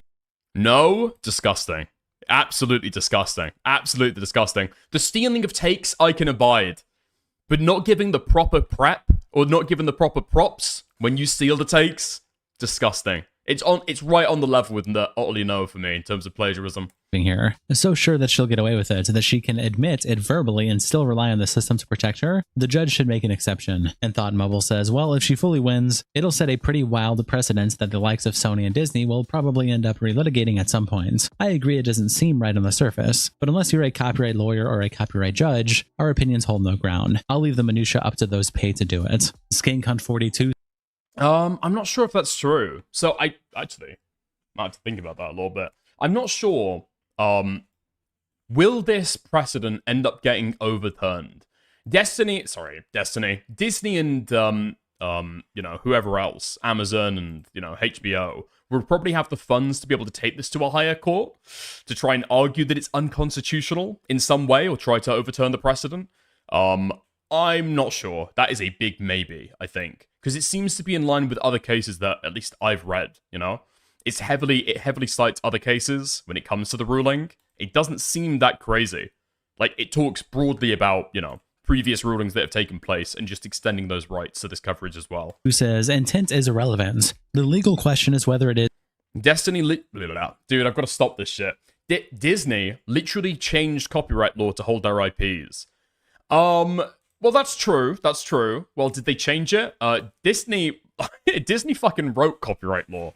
The DMCA, I think that was largely written in collaboration with Disney, big media producers, and then also the big fucking record labels, right? So there was a lot of kind of industry pressing down on the government at the time to be able to write that stuff. So you're kind of right. Is in fact a market replacement, which it very obviously is not. And DJ Damon says it was a market replacement, prearranged as such with the snark mods. But nice try. And SkankHunt42 says how? Who was the person that would have watched the nuke on the original channel, but instead watched it with Denims? That person does not exist, even if Denims wishes he did. And DJ Damon says 10,000 people who never watched her channel before who wanted to watch the nuke without giving Ethan views. And SkankHunt42 says okay, but that doesn't mean that those people would have watched it on Ethan's channel were it not for Denims. Personally, I didn't watch it on anyone's channel, but there was a 0% chance I'd watch the original and a 25% chance I'd watch someone making fun of the original. Either way, not watching on Ethan's channel because a person shitting on Ethan for being an imbecile is very obviously not a market replacement for Ethan being an imbecile, which is something Ethan's moron settler lawyer actually made very clear in his argument. Then I think this person is just buying into the false framing of this stuff. So it's not, is there any person who would want otherwise watch it through Ethan if it weren't for Denim's reaction? That's not the assessment there, right? That's not the assessment. It's more of a holistic analysis on market replacement, I'm pretty sure. Tweets out this clip with the caption, Hassan calls out Ethan Klein and everyone else who championed against Denims in his lawsuits. Hopes Moist Critical and Philip DeFranco cover the situation. And this full clip is 8 minutes, but really the first 2 minutes are pretty relevant to cover Hassan's points. The court said, exactly. Different purpose means transformative. Klein argued himself into losing. Is he being fleeced by his lawyers? Dude, can you imagine thinking... By the way, this is Israel mindset. Sorry, gonna say it. This is Israel mindset. It's not shocking to me that his lawyer is a West Bank settler. It's not shocking to me that Ethan Klein loves Israel, because this is Israeli mindset. You think you get to have a say in how people transform your content? Are you stupid? But of course, the way Israel mindset, being spiritually, Israeli and doing Israel mindset, here's how it works. If you have overwhelming power, if you have a lot more money to throw at a problem, you can actually make people that are smaller than you, that don't have that same financial support, you can actually humiliate them or try to humiliate them when all you're doing is humiliating yourself. And it turns out there are some people, sycophants really, that will support you every step of the way. In a just world, all these reaction streamers should be thanking her for fighting their fight. Roach, X, and Destiny were celebrating her getting her sued, not knowing if she lost, it would be bad for them because they react to thousands of videos. Exactly. Unfortunately, like I said, a lot of our opposition is either unbelievably stupid or they're just horrible monsters, okay? Sometimes both. Hassan, Israel.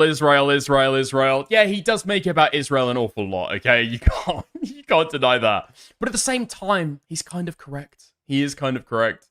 You know, CPS and Skulls with Ethan's October 7th, and everything after it, everything after it is justified. Even if those people had nothing to do with the original CPS Skulls incident. Every single major content creator on this dumbass platform that reacts to YouTube videos with regular frequency was championing this lawsuit, not realizing that if this lawsuit was successful, it would have gutted React content in general. They should be kissing Denims' feet. They should have been reaching at Ethan. They should have been screaming at Ethan, but no, they were too horny to bully a bunch of pro-Palestine women that they don't like, that their dumbass incel audiences would jerk off to the thought of dominating. And that's precisely what happened here, okay? That's what this is. A lot of dumbass losers on the internet were so stoked. We're so stoked at the prospect of destroying the lives and livelihoods of a bunch of the women that they don't like. And Otrav replies, 1. Bring up Israel. 2. Intentionally misinterpret what someone is doing or saying. 3. Just full out lie about facts. 4. Somehow rope Asman into it. 4. Now scream Israel. Yep, hit all the check marks of a usual Hassan argument. He really is the biggest Karen on any platform. Over on livestream. What do you mean somehow rope Asmongold into it? Dude, okay, these people are just so fucking retarded. People will hate Hassan, just completely regardless of any of the facts of the situation. He can say something that's legitimately fucking correct, but he brings up Israel as a fucking meme and says that somebody's spiritually Israel. He's just correct. Check marks of a usual Hassan argument. He really is the biggest Karen on any platform. Over on livestream fail, YoDasDad64 also posted this clip of Hassan with a caption, Hassan reacts to the tentative ruling in the Denims case. As further supported defendant's commentary throughout the livestream, the complaint states that defendant frequently makes comments that are later contradicted by the nuke itself. Defendant offers further criticism of the subject documentary during her live stream. Yeah, this was one of the major points that the judge also issued, where the judge was like, dude, in your argument, you said Denims actually contradicted your overall goals, which immediately implies that it is a transformative subject. It is transformative because of the accusation. One of the accusations that you launched against Denims was that in the argument that this is not transformative, this work is not transformative at all, the argument that you presented was that it was transformative. It's so fucking stupid. So you owned yourself even with the complaint. Yeah, the judge basically calls Ethan's lawyer an idiot for undermining his own case with his comments. Is he representing himself? No, he has the worst lawyer of all time, it seems. Yeah. Wait, what are you talking about? Puffy, you're supposed to be on my side, man. Dickers, I'm not gonna lie. I was actually kind of hoping that Denims lost, so that all these slop tubers would have to get a job. I'm sorry that you'd get caught in the crossfire. Fuck you, man. Ethan's gonna come out tomorrow and be like, it was a Biden-appointed judge. Literally, if you didn't have us to watch, who else would you fucking watch, okay? You in particular. Not you in general. You in particular. It'd be some fucking furry space game that nobody's ever fucking heard of, that you need over 180 on a fucking rad score to be able to even understand and play. That is what you would be doing. And your life would be worse off for it. It was an Obama judge. This was an Obama judge. You can go to law school and become a law tuber instead? No. Judge, clearly, I demand a retrial. Some Twitter users did that. Oh, wow. You mean to tell me that Ethan Klein's newfound audience that is diminishing in size every single fucking day is increasingly more right-wing and will make unbelievably stupid statements like that? Yeah, the judge in this case, the judge in charge of this case in general is a Biden auto pen hire. The only ones coping are you R-words, lol. And Complex Mistake says, courts are bad and biased. Unless they do what I want, then they are great and reveal truth. And Explained says, you're being sarcastic, but Hassan unironically said that exact line several times and was completely serious about it. He's not even hiding it. If he doesn't like the ruling, he dismisses the entire thing as corrupt and biased. If he likes it, then it's great and the truth. Scrumptious replies to the thread with this picture of Brian Griffin edited to wear Hassan's clothes that say make the rich pay. And Bovert replies, he definitely started wearing suits because of this image. Abject Sun replies to Hassan Hassan clip by saying, if Denims is allowed to use something on YouTube in full while offering little commentary, what's the difference between watching a full film or short films? Like, can I monetize watching feature-length documentaries and just nod and shake my head sometimes? And all. Dude, it is fucking crazy. The tone shift is starting to happen. The tides are starting to turn. Dude, this comment on the H3 subreddit only a few fucking weeks ago would have got like 500 fucking upvotes. Not quite that, but like crazy fucking upvotes. At the very least positive. And now you say something like that on the H3 subreddit. And negative 13. You get negative 13. It is fucking rough out here. All the contribution says she didn't offer little commentary. It's literally cited in the ruling that Ethan's own lawyers said she was offering a completely opposite view, and that's the definition of transformative. An abject son says that's a qualitative statement, not a quantitative statement. And all.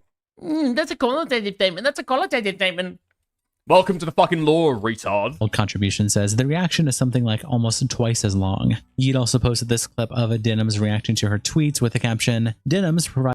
Guarantee that was a DGG infiltrator into the H3 subreddit. I almost guarantee It's an update on her tentative victory in court over Ethan Klein. A big reason why tentative rulings are so important is because it's very rare that they are changed.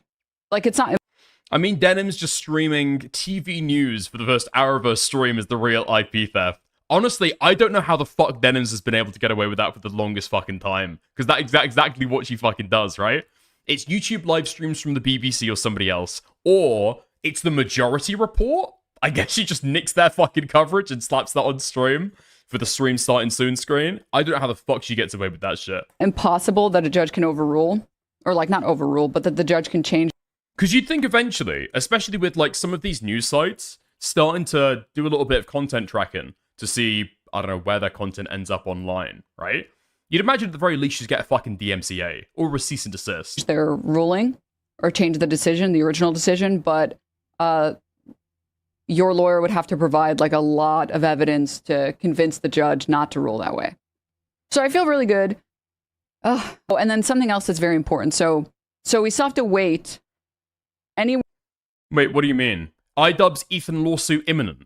H3 is suing iDubbbz. Wait. Two people have both said that at the exact same time. Ian just announced it. Hold on. Link me the tweet in Discord, okay? We're from 2 days to 2 months for the judge to officially publish a final ruling. Even if the tentative ruling goes through, Ethan could potentially still appeal. Shut up, socialist. I have to say, one really sad thing about, I almost feel a little bit bad for Ethan because a lot of the people that are on his side are some of like the most anti-Semitic people I've ever seen in my life. Like it's kind of like unbelievably disgusting that like, if these are the people rooting for you, man, I would hope that there would be some introspection. And then if he appeals, obviously the case would go on even longer. But if he doesn't appeal, there is technically still the other case. So he's suing me for the content nuke, but he's also suing me for the countdown episode, the podcast episode before the content nuke. So yeah, there's a lot to still discuss and still get to, and it's not over till it's over, is what I'm saying. And Willie Macshaw replies, if you're a reactive streamer in the USA, this is a huge win for you. Bish OP says, I'm going to start reacting to Netflix documentaries immediately after they release. As long as I stream 3 times longer than the content and criticize it, I'm fine. And D's Nuts says, just ignore all the additions Denims added to the content nuke that turns it into a separate product. You can win if you have the money. Wait, hold on. I'm looking into this shit right now. Okay. I know where to go for all of the brand new announcements of the lawsuits that Ethan Klein is lodging, and that is the Diorio Discord server. Wait, Empathy Enjoyer. I've spoken to this person in DMs. Ethan actually sued iDubbbz for defamation. I'm waiting for the emergency iDubbbz stream. Hold on. Dude, another L for Ethan? That's an Ethan L? Okay. I'm gonna need to send around some DMs to be able to find out where the fuck this stuff's coming from. To fight Netflix in court. And Bish says, I'll talk throughout the watch party, and I'll crowdfund the lawsuit in the name of Palestine. And D's Nuts says, okay, why is that wrong then? And Maximo Chair says, if she wins this, it's open season to react to literally anything. And Only Smart Brain says, well, yes. That was determined 10 years ago when Ethan got sued by Matt Haas. Miserable Artist also posts this clip of Denims on the Livestream Fail subreddit with the caption, Denims says she's disappointed with Philly D and Moist Critical after not covering her lawsuit in regard to being handed a favorable ruling with Ethan Klein's own precedents in part one of her two-part lawsuits. Disappointed with Philly D and Charlie, anyone else, and they'd be all over this. I'm going to say something really quickly. First of all, if Ethan was getting sued again, they would have covered it and glazed the shit out of him. Second, fucking cowardly. Fucking cowardly. Oh my God. I don't know if you're just being a little pussy or you got some crazy skeletons in your closet, but dude, cringe. I will accept an apology, man. I will accept an apology. Let the official rulings come out. If it goes to trial, I'll win a trial. And then I didn't want to cover this because I didn't want to get harassed. Let me get one of those and then all shall be forgiven. I'm mostly joking. But I can't believe so much of the cowardice online. I am so disappointed by all of the cowardice on the internet. You people would literally, all of you slop tubers would be harmed by a fair use ruling against you. Asmongold does not react to content. Most of the time he just plays and goes, yeah, based, yeah, based. He would be hurt by precedent that said that a 2-hour edition wasn't good enough. All of these people who their content is React content, their content is taking other people's content and transforming it, they would be hurt by a ruling. Okay, we'll skip to the Lost stuff because I do want to see. It's just going to be Lost coping about the tentative ruling shit, isn't it? Okay, interesting. Basically, I fully endorse everything that Denim says in that clip, and for all of her streams until the end of time. And everything that Lost says is cope and gay. Okay? Nice. Okay, we've got down to it. Let's have a look at this. Apparently, what I'm hearing is that iDubbbz went live for 2 minutes to announce this. And then he ended live and he deleted the stream. That's what I'm hearing right now. But apparently I've got this clip. I've got people looking around to see if they can try and find any more. But as it stands currently, it is like a 1 minute... Yeah, there we are. It's like a 1 minute 30 Twitter clip from some nobody. Hold on. Okay, here we are. It is official. I am being sued by Ethan Klein in the courts of Calgary, Alberta, for defamation. I do plan on fighting against this, but for now it is in the hands of the courts and our attorneys. It's fucking crazy. It is totally fucking crazy. I mean, Ethan had to explain himself a little bit more, because Yorio did a stream that was, like, somewhat fucking critical, I guess, of the original lawsuit, when he announced it. But he said the entire time, I'm considering it. I'm considering it. It's not done. It's not going to happen because of legal, complications. It's usually seen as, I think, bad form to talk about the negotiations behind the scenes. But I would fucking love to ask, what did Ethan ask for? What did Ian deny? What was redlined when they started talking in negotiations, looking for a settlement? I will. Because here's the thing, I don't think that the Ethan discussions, I don't think any of this shit comes down to money, right? Ethan doesn't want just purely to technically win, and he's not just interested in getting funds either, right? There's other things hit there that he's interested in. Yep, number one, that's what I'm thinking as well, Kak. Non-disparagement agreement and a hostage-style apology video. That's what I'm thinking. I will say that it worries me what it means for the commentary community, and especially the Canadian commentary community. But this is about all I can say, at least for now.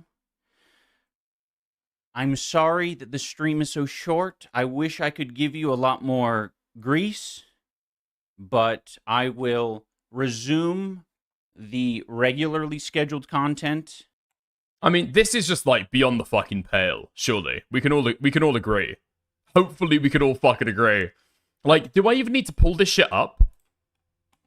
In the original live stream that iDubbbz did, when he starts talking about this stuff, iDubbbz says, "I do not stand by it. I disavow this. This isn't true. This is a really fucked up thing to say about somebody."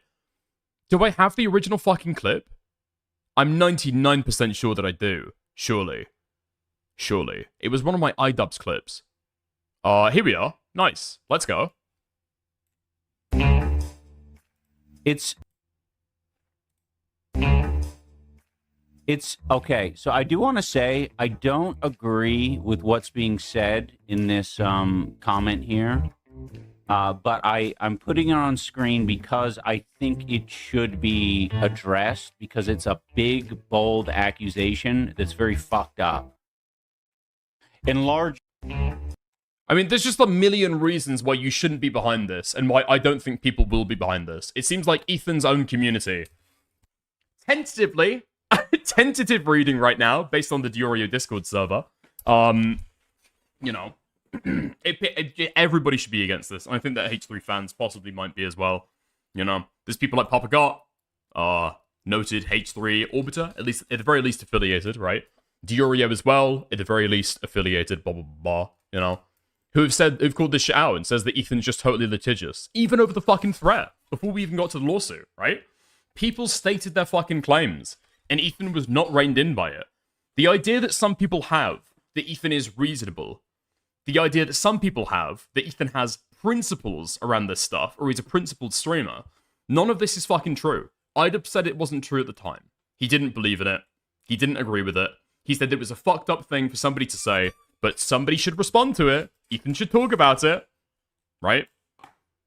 A fucking joke that he made on stream. At the same time, when Ethan Klein has made the exact same joke about other people. Do we need to go back to any of the fucking Patrice Wilson coverage? H3. Patrice Wilson. Yeah, here we go. We made 2 or 3 months ago about that black guy that was eating and raping kids, like a lot of kids. Yeah, Patrice Wilson? Yeah, that was funny. That guy's definitely a pedophile. Well, it was just one video, you didn't know. What? Just one video? Ela, this is Patrice Wilson we're talking about. This is not something that someone just does once. If we went to his YouTube channel right now, I guarantee we click one random video and he's going to be on the ground, rolling around, touching and tickling with a little girl, dude. Are you seriously trying to tell me that you don't think Patrice Wilson is a pedophile? This is the guy currently suing for somebody putting somebody else's message on stream saying, I don't agree with this, I disavow this is a really fucked up thing to say, joking about him molesting his kids and being a pedophile. It's the exact same guy. It's the exact same guy. Ethan doesn't give a fuck. People have tried to say, listen, Diorio doesn't get it. Papa Gut doesn't understand. When you bring somebody's kids into this, it's a different story, bucko. Let me tell you. After everything, Guam was trying this fucking shit. Literally gobbling his fucking ballsack on the podcast live. Yeah, honestly, when you bring in somebody's kids to it, it's a totally different determination. These people just don't get it. The lesbian, by the way. The childless, fat lesbian.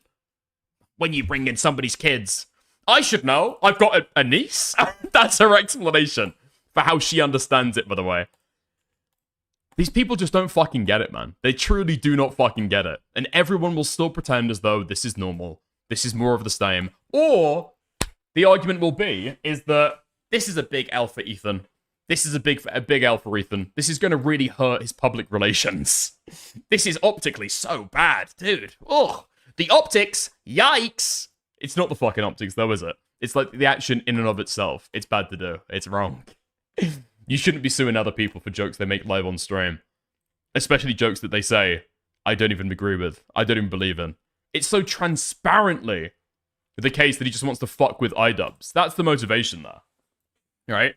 If you want to fuck with iDubbbz, I don't care. I literally don't care if you want to fuck with iDubbbz. You want to do coverage of him every single day of the week. Fair enough. Don't lie. We don't fucking A-log the guy and milk him. Go for it. Have fun. But it's like, I don't know. I don't know what to do. I don't really know what to compare it to. I literally don't know what to compare it to. It's like a bunch of kids in high school, like, looking on, pointing their fingers, and laughing at the Down syndrome kid. They're all gathered around to laugh at the special ed kids. And then one of them thinks that it's going to be really fucking funny if he goes up and punches them. Bro, what are you fucking doing? You've missed the fucking vibe check. Kino Casino aren't on board with it. Diorio isn't on board with it. Papa Gut's not on board with it. You've hinted that you might do it, and now you've done it. What the fuck do you think's going to happen? I've been talking about a tide shift ever since the fucking the Denims lawsuit. A little bit before that as well. This has got to be it. Literally, if this isn't it, then nothing else is. If this doesn't change people's minds and change the way that people start to approach Ethan Klein, literally, he could do anything. He could do anything. He could rape a child live on stream, and people would be talking about the fucking optics.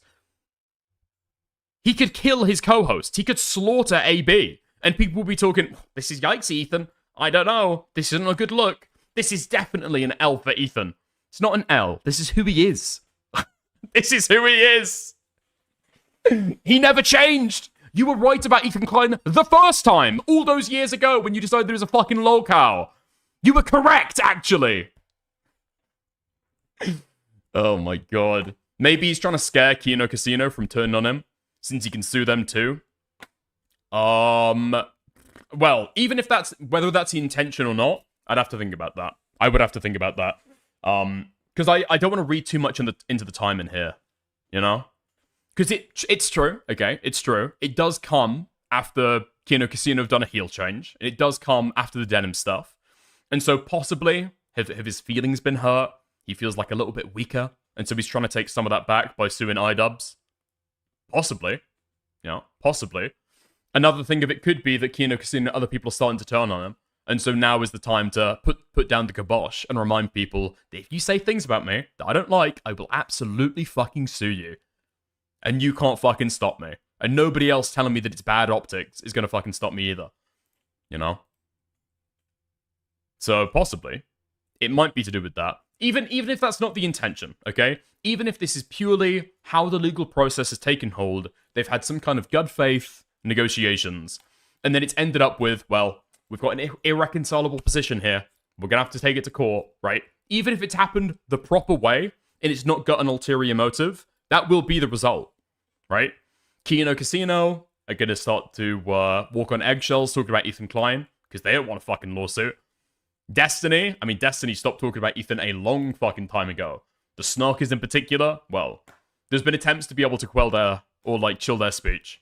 And they've had mixed effects, we'll say. But basically, I would say Kino Casino are possibly the only people who would be made afraid by this. Everybody else is going to do what they do. But Kino Casino are based in Canada. You know? So, yeah. It's fucked up. It's fucked. We'll just have to wait to see what people say about it. Did we even finish the fucking thing? No, we didn't. We've got 20 seconds left. Let's go back to it. On Thursday, again, I'm sorry it's so short, but we will be back, and I appreciate you being here. The argument back in the day with it was Ethan's lefty tie was an effort to pull the lad up. It was self-interested and dishonest. This is more of the same. It's not even lefty ties, right? It's not even lefty ties. When he went after Keemstar's sponsors, it was because he fucking hated Keemstar, and he didn't give a fuck about the environment. You're right, an effort to pull the ladder up, absolutely. Self-interested and dishonest, yeah. People just didn't anticipate how fucking aggravated this guy was at personal insults, and what a fucking ego he's got on him. I don't know, I think the support that he's got from his audience is just like, it's hermetically sealed at this point. You're not going to be able to get through to any of those people. They're not going to change their mind. Ethan's community is approaching, slowly but surely, to the same position that DGG is in, you know? It's not a community where people, well, you know, I primarily watch XQC, but yeah, occasionally I'll put on Destiny, you know? You know, occasionally, you know, primarily, I'm there to watch, I don't fucking know, Chud Logic, Moist Critical, but you know, I'll put on Ethan Klein every now and again. People who are currently watching Ethan Klein or H3 are only, or at least primarily, watching Ethan Klein or H3, you know? That's the audience that he's got right now. and they're never going to disagree with him, no matter what he does. They're like super parasocially attached. Those people are never fucking going. They'll support Ethan no matter what he does, basically. You know? It's the exact same. It's the exact same thing that's happened with DGG. Here for this important announcement. Have a good day, everyone. Oh, that's it. Okay. Man. We could have had the good ending. We almost had the good ending. Sad to see. Very, very sad to see. Yeah. We could have had the boxing fight in iDubbbz or Ethan's backyard, judged by somebody else. Ethan could have chosen a champion to fight iDubbbz in his stead, could have hired a professional boxer to be able to give him, like, brain damage. That would have been amazing. That would have been fantastic. But unfortunately, no. Unfortunately, no. That's not what's happened. And now we're in the bad timeline. I want to see if the H3 Productions subreddit have said anything about this. Let's go to new posts. Okay, let's go. Now, we're not just doing stream content right now. You have to remember. We're also doing archiving work. That's right. We're doing archiving work. It's noble. Because guarantee a lot of these posts are going to get fucking deleted. So let's have a gander. iDubbbz announces he's being sued by Ethan. He just did a 60-second stream announcing it's official. Says he's worried how the Canadian commentary creators will be affected. Yeah. Me neither. Wait, what? Says he is worried about how the Canadian commentary creators will be... It's affected, not affected. Yeah, me neither. I think it does seem like iDubbbz at the very least is making almost an explicit overture towards PPP and Andy Warski, right? The Canadian lads from the Kino Casino. Rip Bozo. Oh look, the consequences of my own actions. Who would have thunk? Scum, scum. The groveling Casey-style apology from Anissa and her husband will be legendary. Retard and scum, because obviously they're out of settlement agreements, or they're out of settlement talks right now, right? So that was probably discussed, and they're not going to do that. Just think for 2 fucking seconds, yeah? Ethan's going to, for his win average now. Excellent point. Lamau, he's getting what he deserves. Insert cringe Joker meme here. Was it worth it, Ethan? It's crazy the decision to move to Canada made his situation worse. Had he stayed in America, this wouldn't even be possible, or the case would be much greater in his favor. Yeah, and you're still supporting it?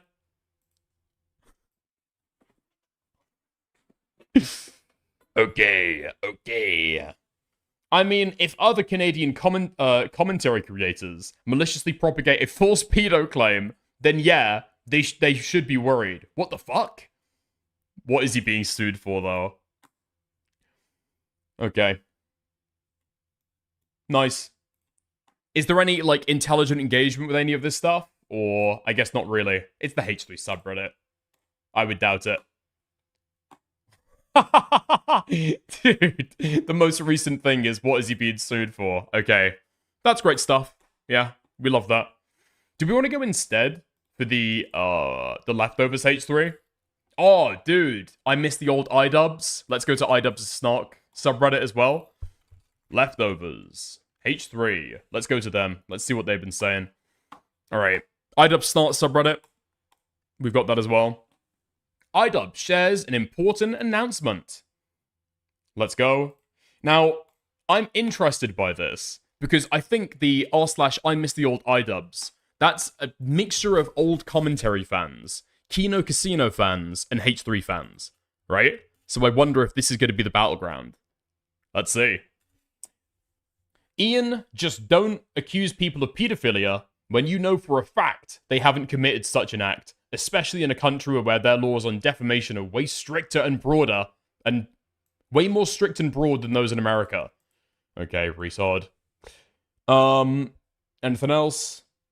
It's crazy to see how slow his brain functions. He announced this video, hence he should have known what he was planning on saying. But he talks like fucking Trump. He says 7 words and breaks. And he does it so much. Incoming financial rape. Okay. Not saying it's right Ethan's suing him, but it sure is funny watching his life go down the shitter. Okay.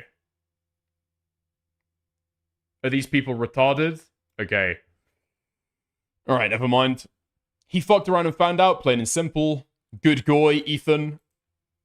Bro raked his hand across his hair and not a single hair moved. Okay, these people are just brain dead. Anything else?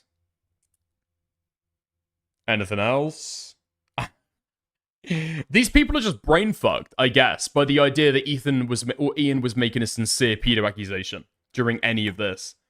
That's just obviously not what he's fucking doing, is it? Wait, what? Uma Palma going over the IDUB situation and the lawsuit. I mean, there's not really much to say, is there? Okay. There's something about the messy curly hair. Every time that I see the thumbnail of it, I keep on thinking that it's me included in the video. Okay. Hot off the heels of a major loss, Ethan Klein decides to strike while the iron is ice cold. True.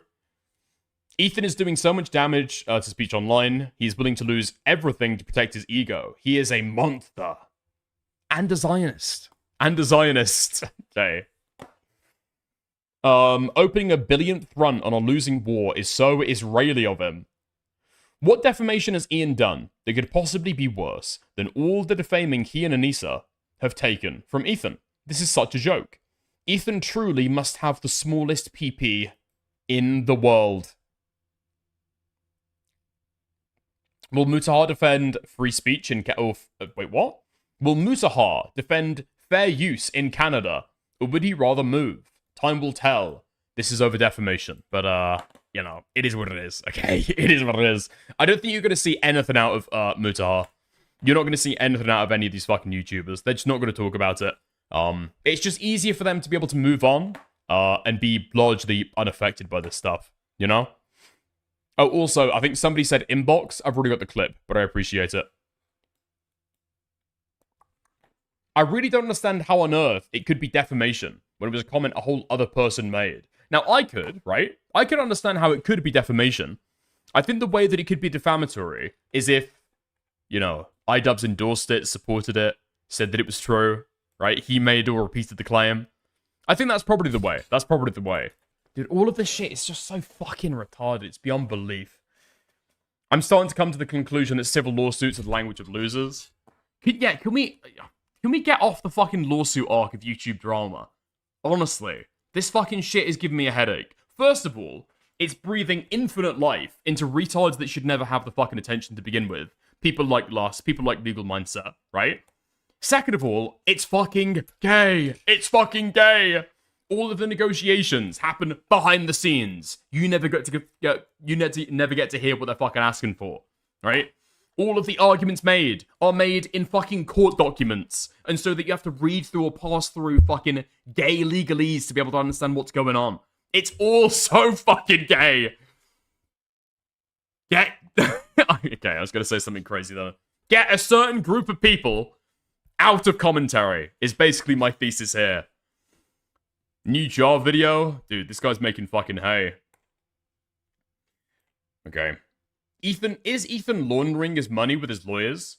What the hell is happening? Okay. Anything else? Okay. Let's have a look. Anything else? Roman P. Ethan Klein is now suing Guidebooks for defamation for reporting on heinous, unsubstantiated, and made-up claims Destiny made about him. Full support for Ian and Anissa. I think Ethan is truly oblivious how this is going to backfire on him. No one likes lawsuits. Nicholas Diorio was against this. Even people who obsessively hate Ian and Anissa, like the Kino Casino guys, don't like Ethan's lawsuits. This is probably the worst misplay that Ethan has done in the entire drama, in my opinion. Announcing the lawsuits to begin with was probably pretty fucking risky. But going and doing this now, on the back of the, I don't know, possibly historical embarrassment that he's fucking seen himself have after the Denims loss. I don't know, this feels like the worst possible time to do it, and the worst possible action to fucking take. To get people talking about him, I don't think it's that.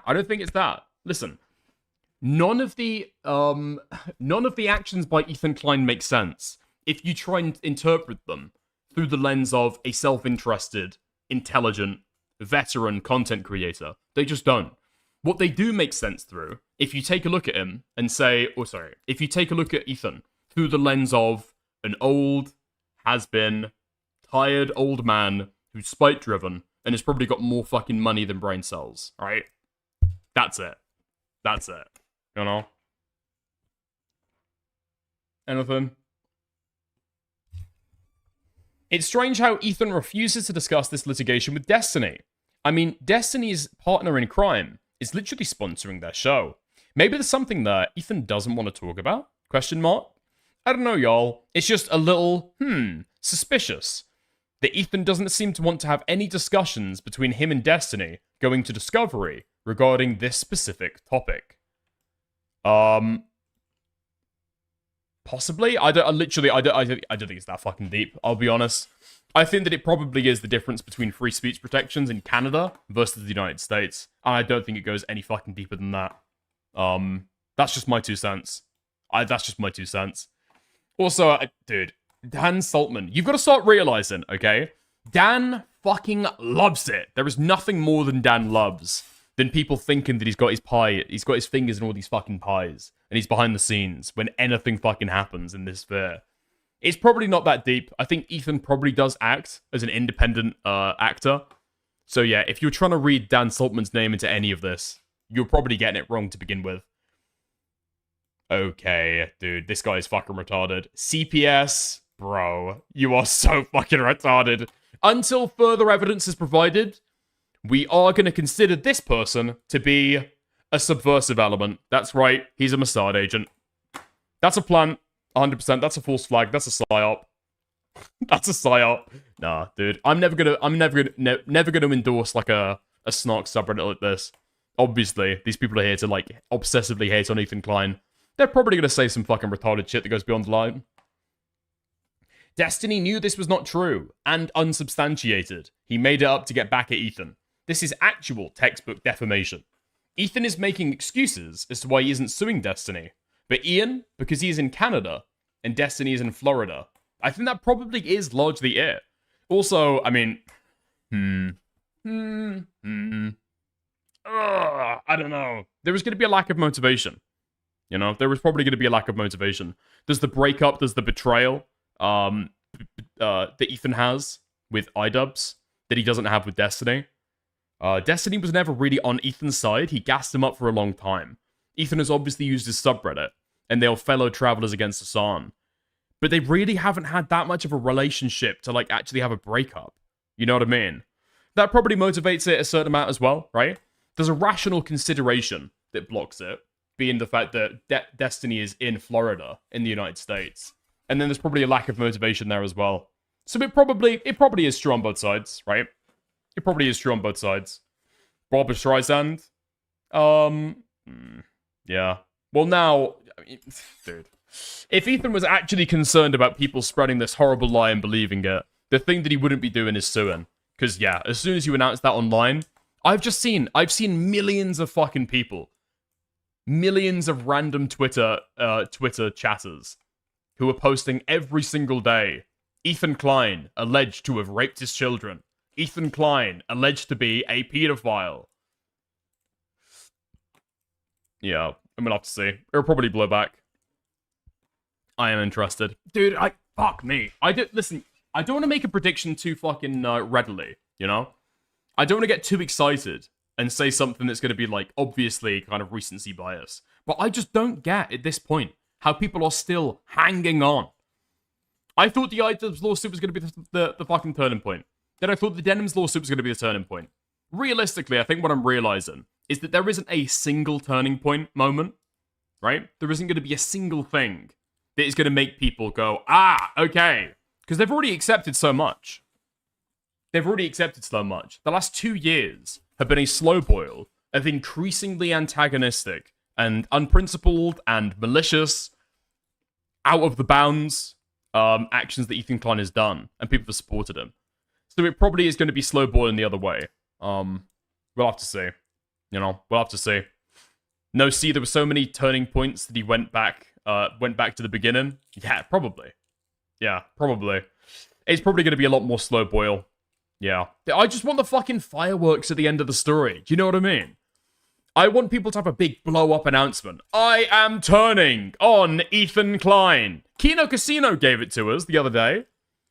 I'm waiting on other people to give it to us as well. I'm heavily interested in seeing other people give it to us. We'll take a look. We'll see what happens. Anyway, there we are. Unfortunately, okay, I went over the Lego drama. I went over a little bit of Ethan Klein as well, and the denim stuff. That is going to be the stream. Short one, sweet one. Yeah. Dick is literally describing how an abusive relationship works. The explosive ending is generally not great. It depends. It depends. It depends. If you've got some kind of, like, buy-in to actually care about any of these people, then, you know, yeah, probably not great. Probably not great. But if Ethan, you know, and heroes himself, I'm guessing that's what you're talking about. YouTube drama, innit? YouTube drama. Things get messy. I don't know. Okay. Wow, not even midnight. Listen, I started early. I'm stopping early. But I appreciate everyone who turned up, okay? I appreciate everyone who showed up. I appreciate everyone who liked the stream. And I appreciate, most of all, everyone who donated. A little bit of a slow drama day today. Can't lie. A little bit of a slow drama day. Thank you to Guna, Anyaki, and Nate. Thank you. Thank you. Thank you very much. I know. Short stream. There we are then. Okay? Post-stream Discord fight. Yeah, fuck it. Okay? If I'm doing a short stream, I'll hop in VC for a little bit. Okay? Have a chat to you. But then we are. I'll see you there. Lots of love. Speak to you guys soon. I'm going to rate you guys out to... Who's live? Who's live? Who's live? Fuck, I haven't raided Morale in fucking ages. Okay. Morale raid. Chat to you guys later. Have fun. Bye. Okay.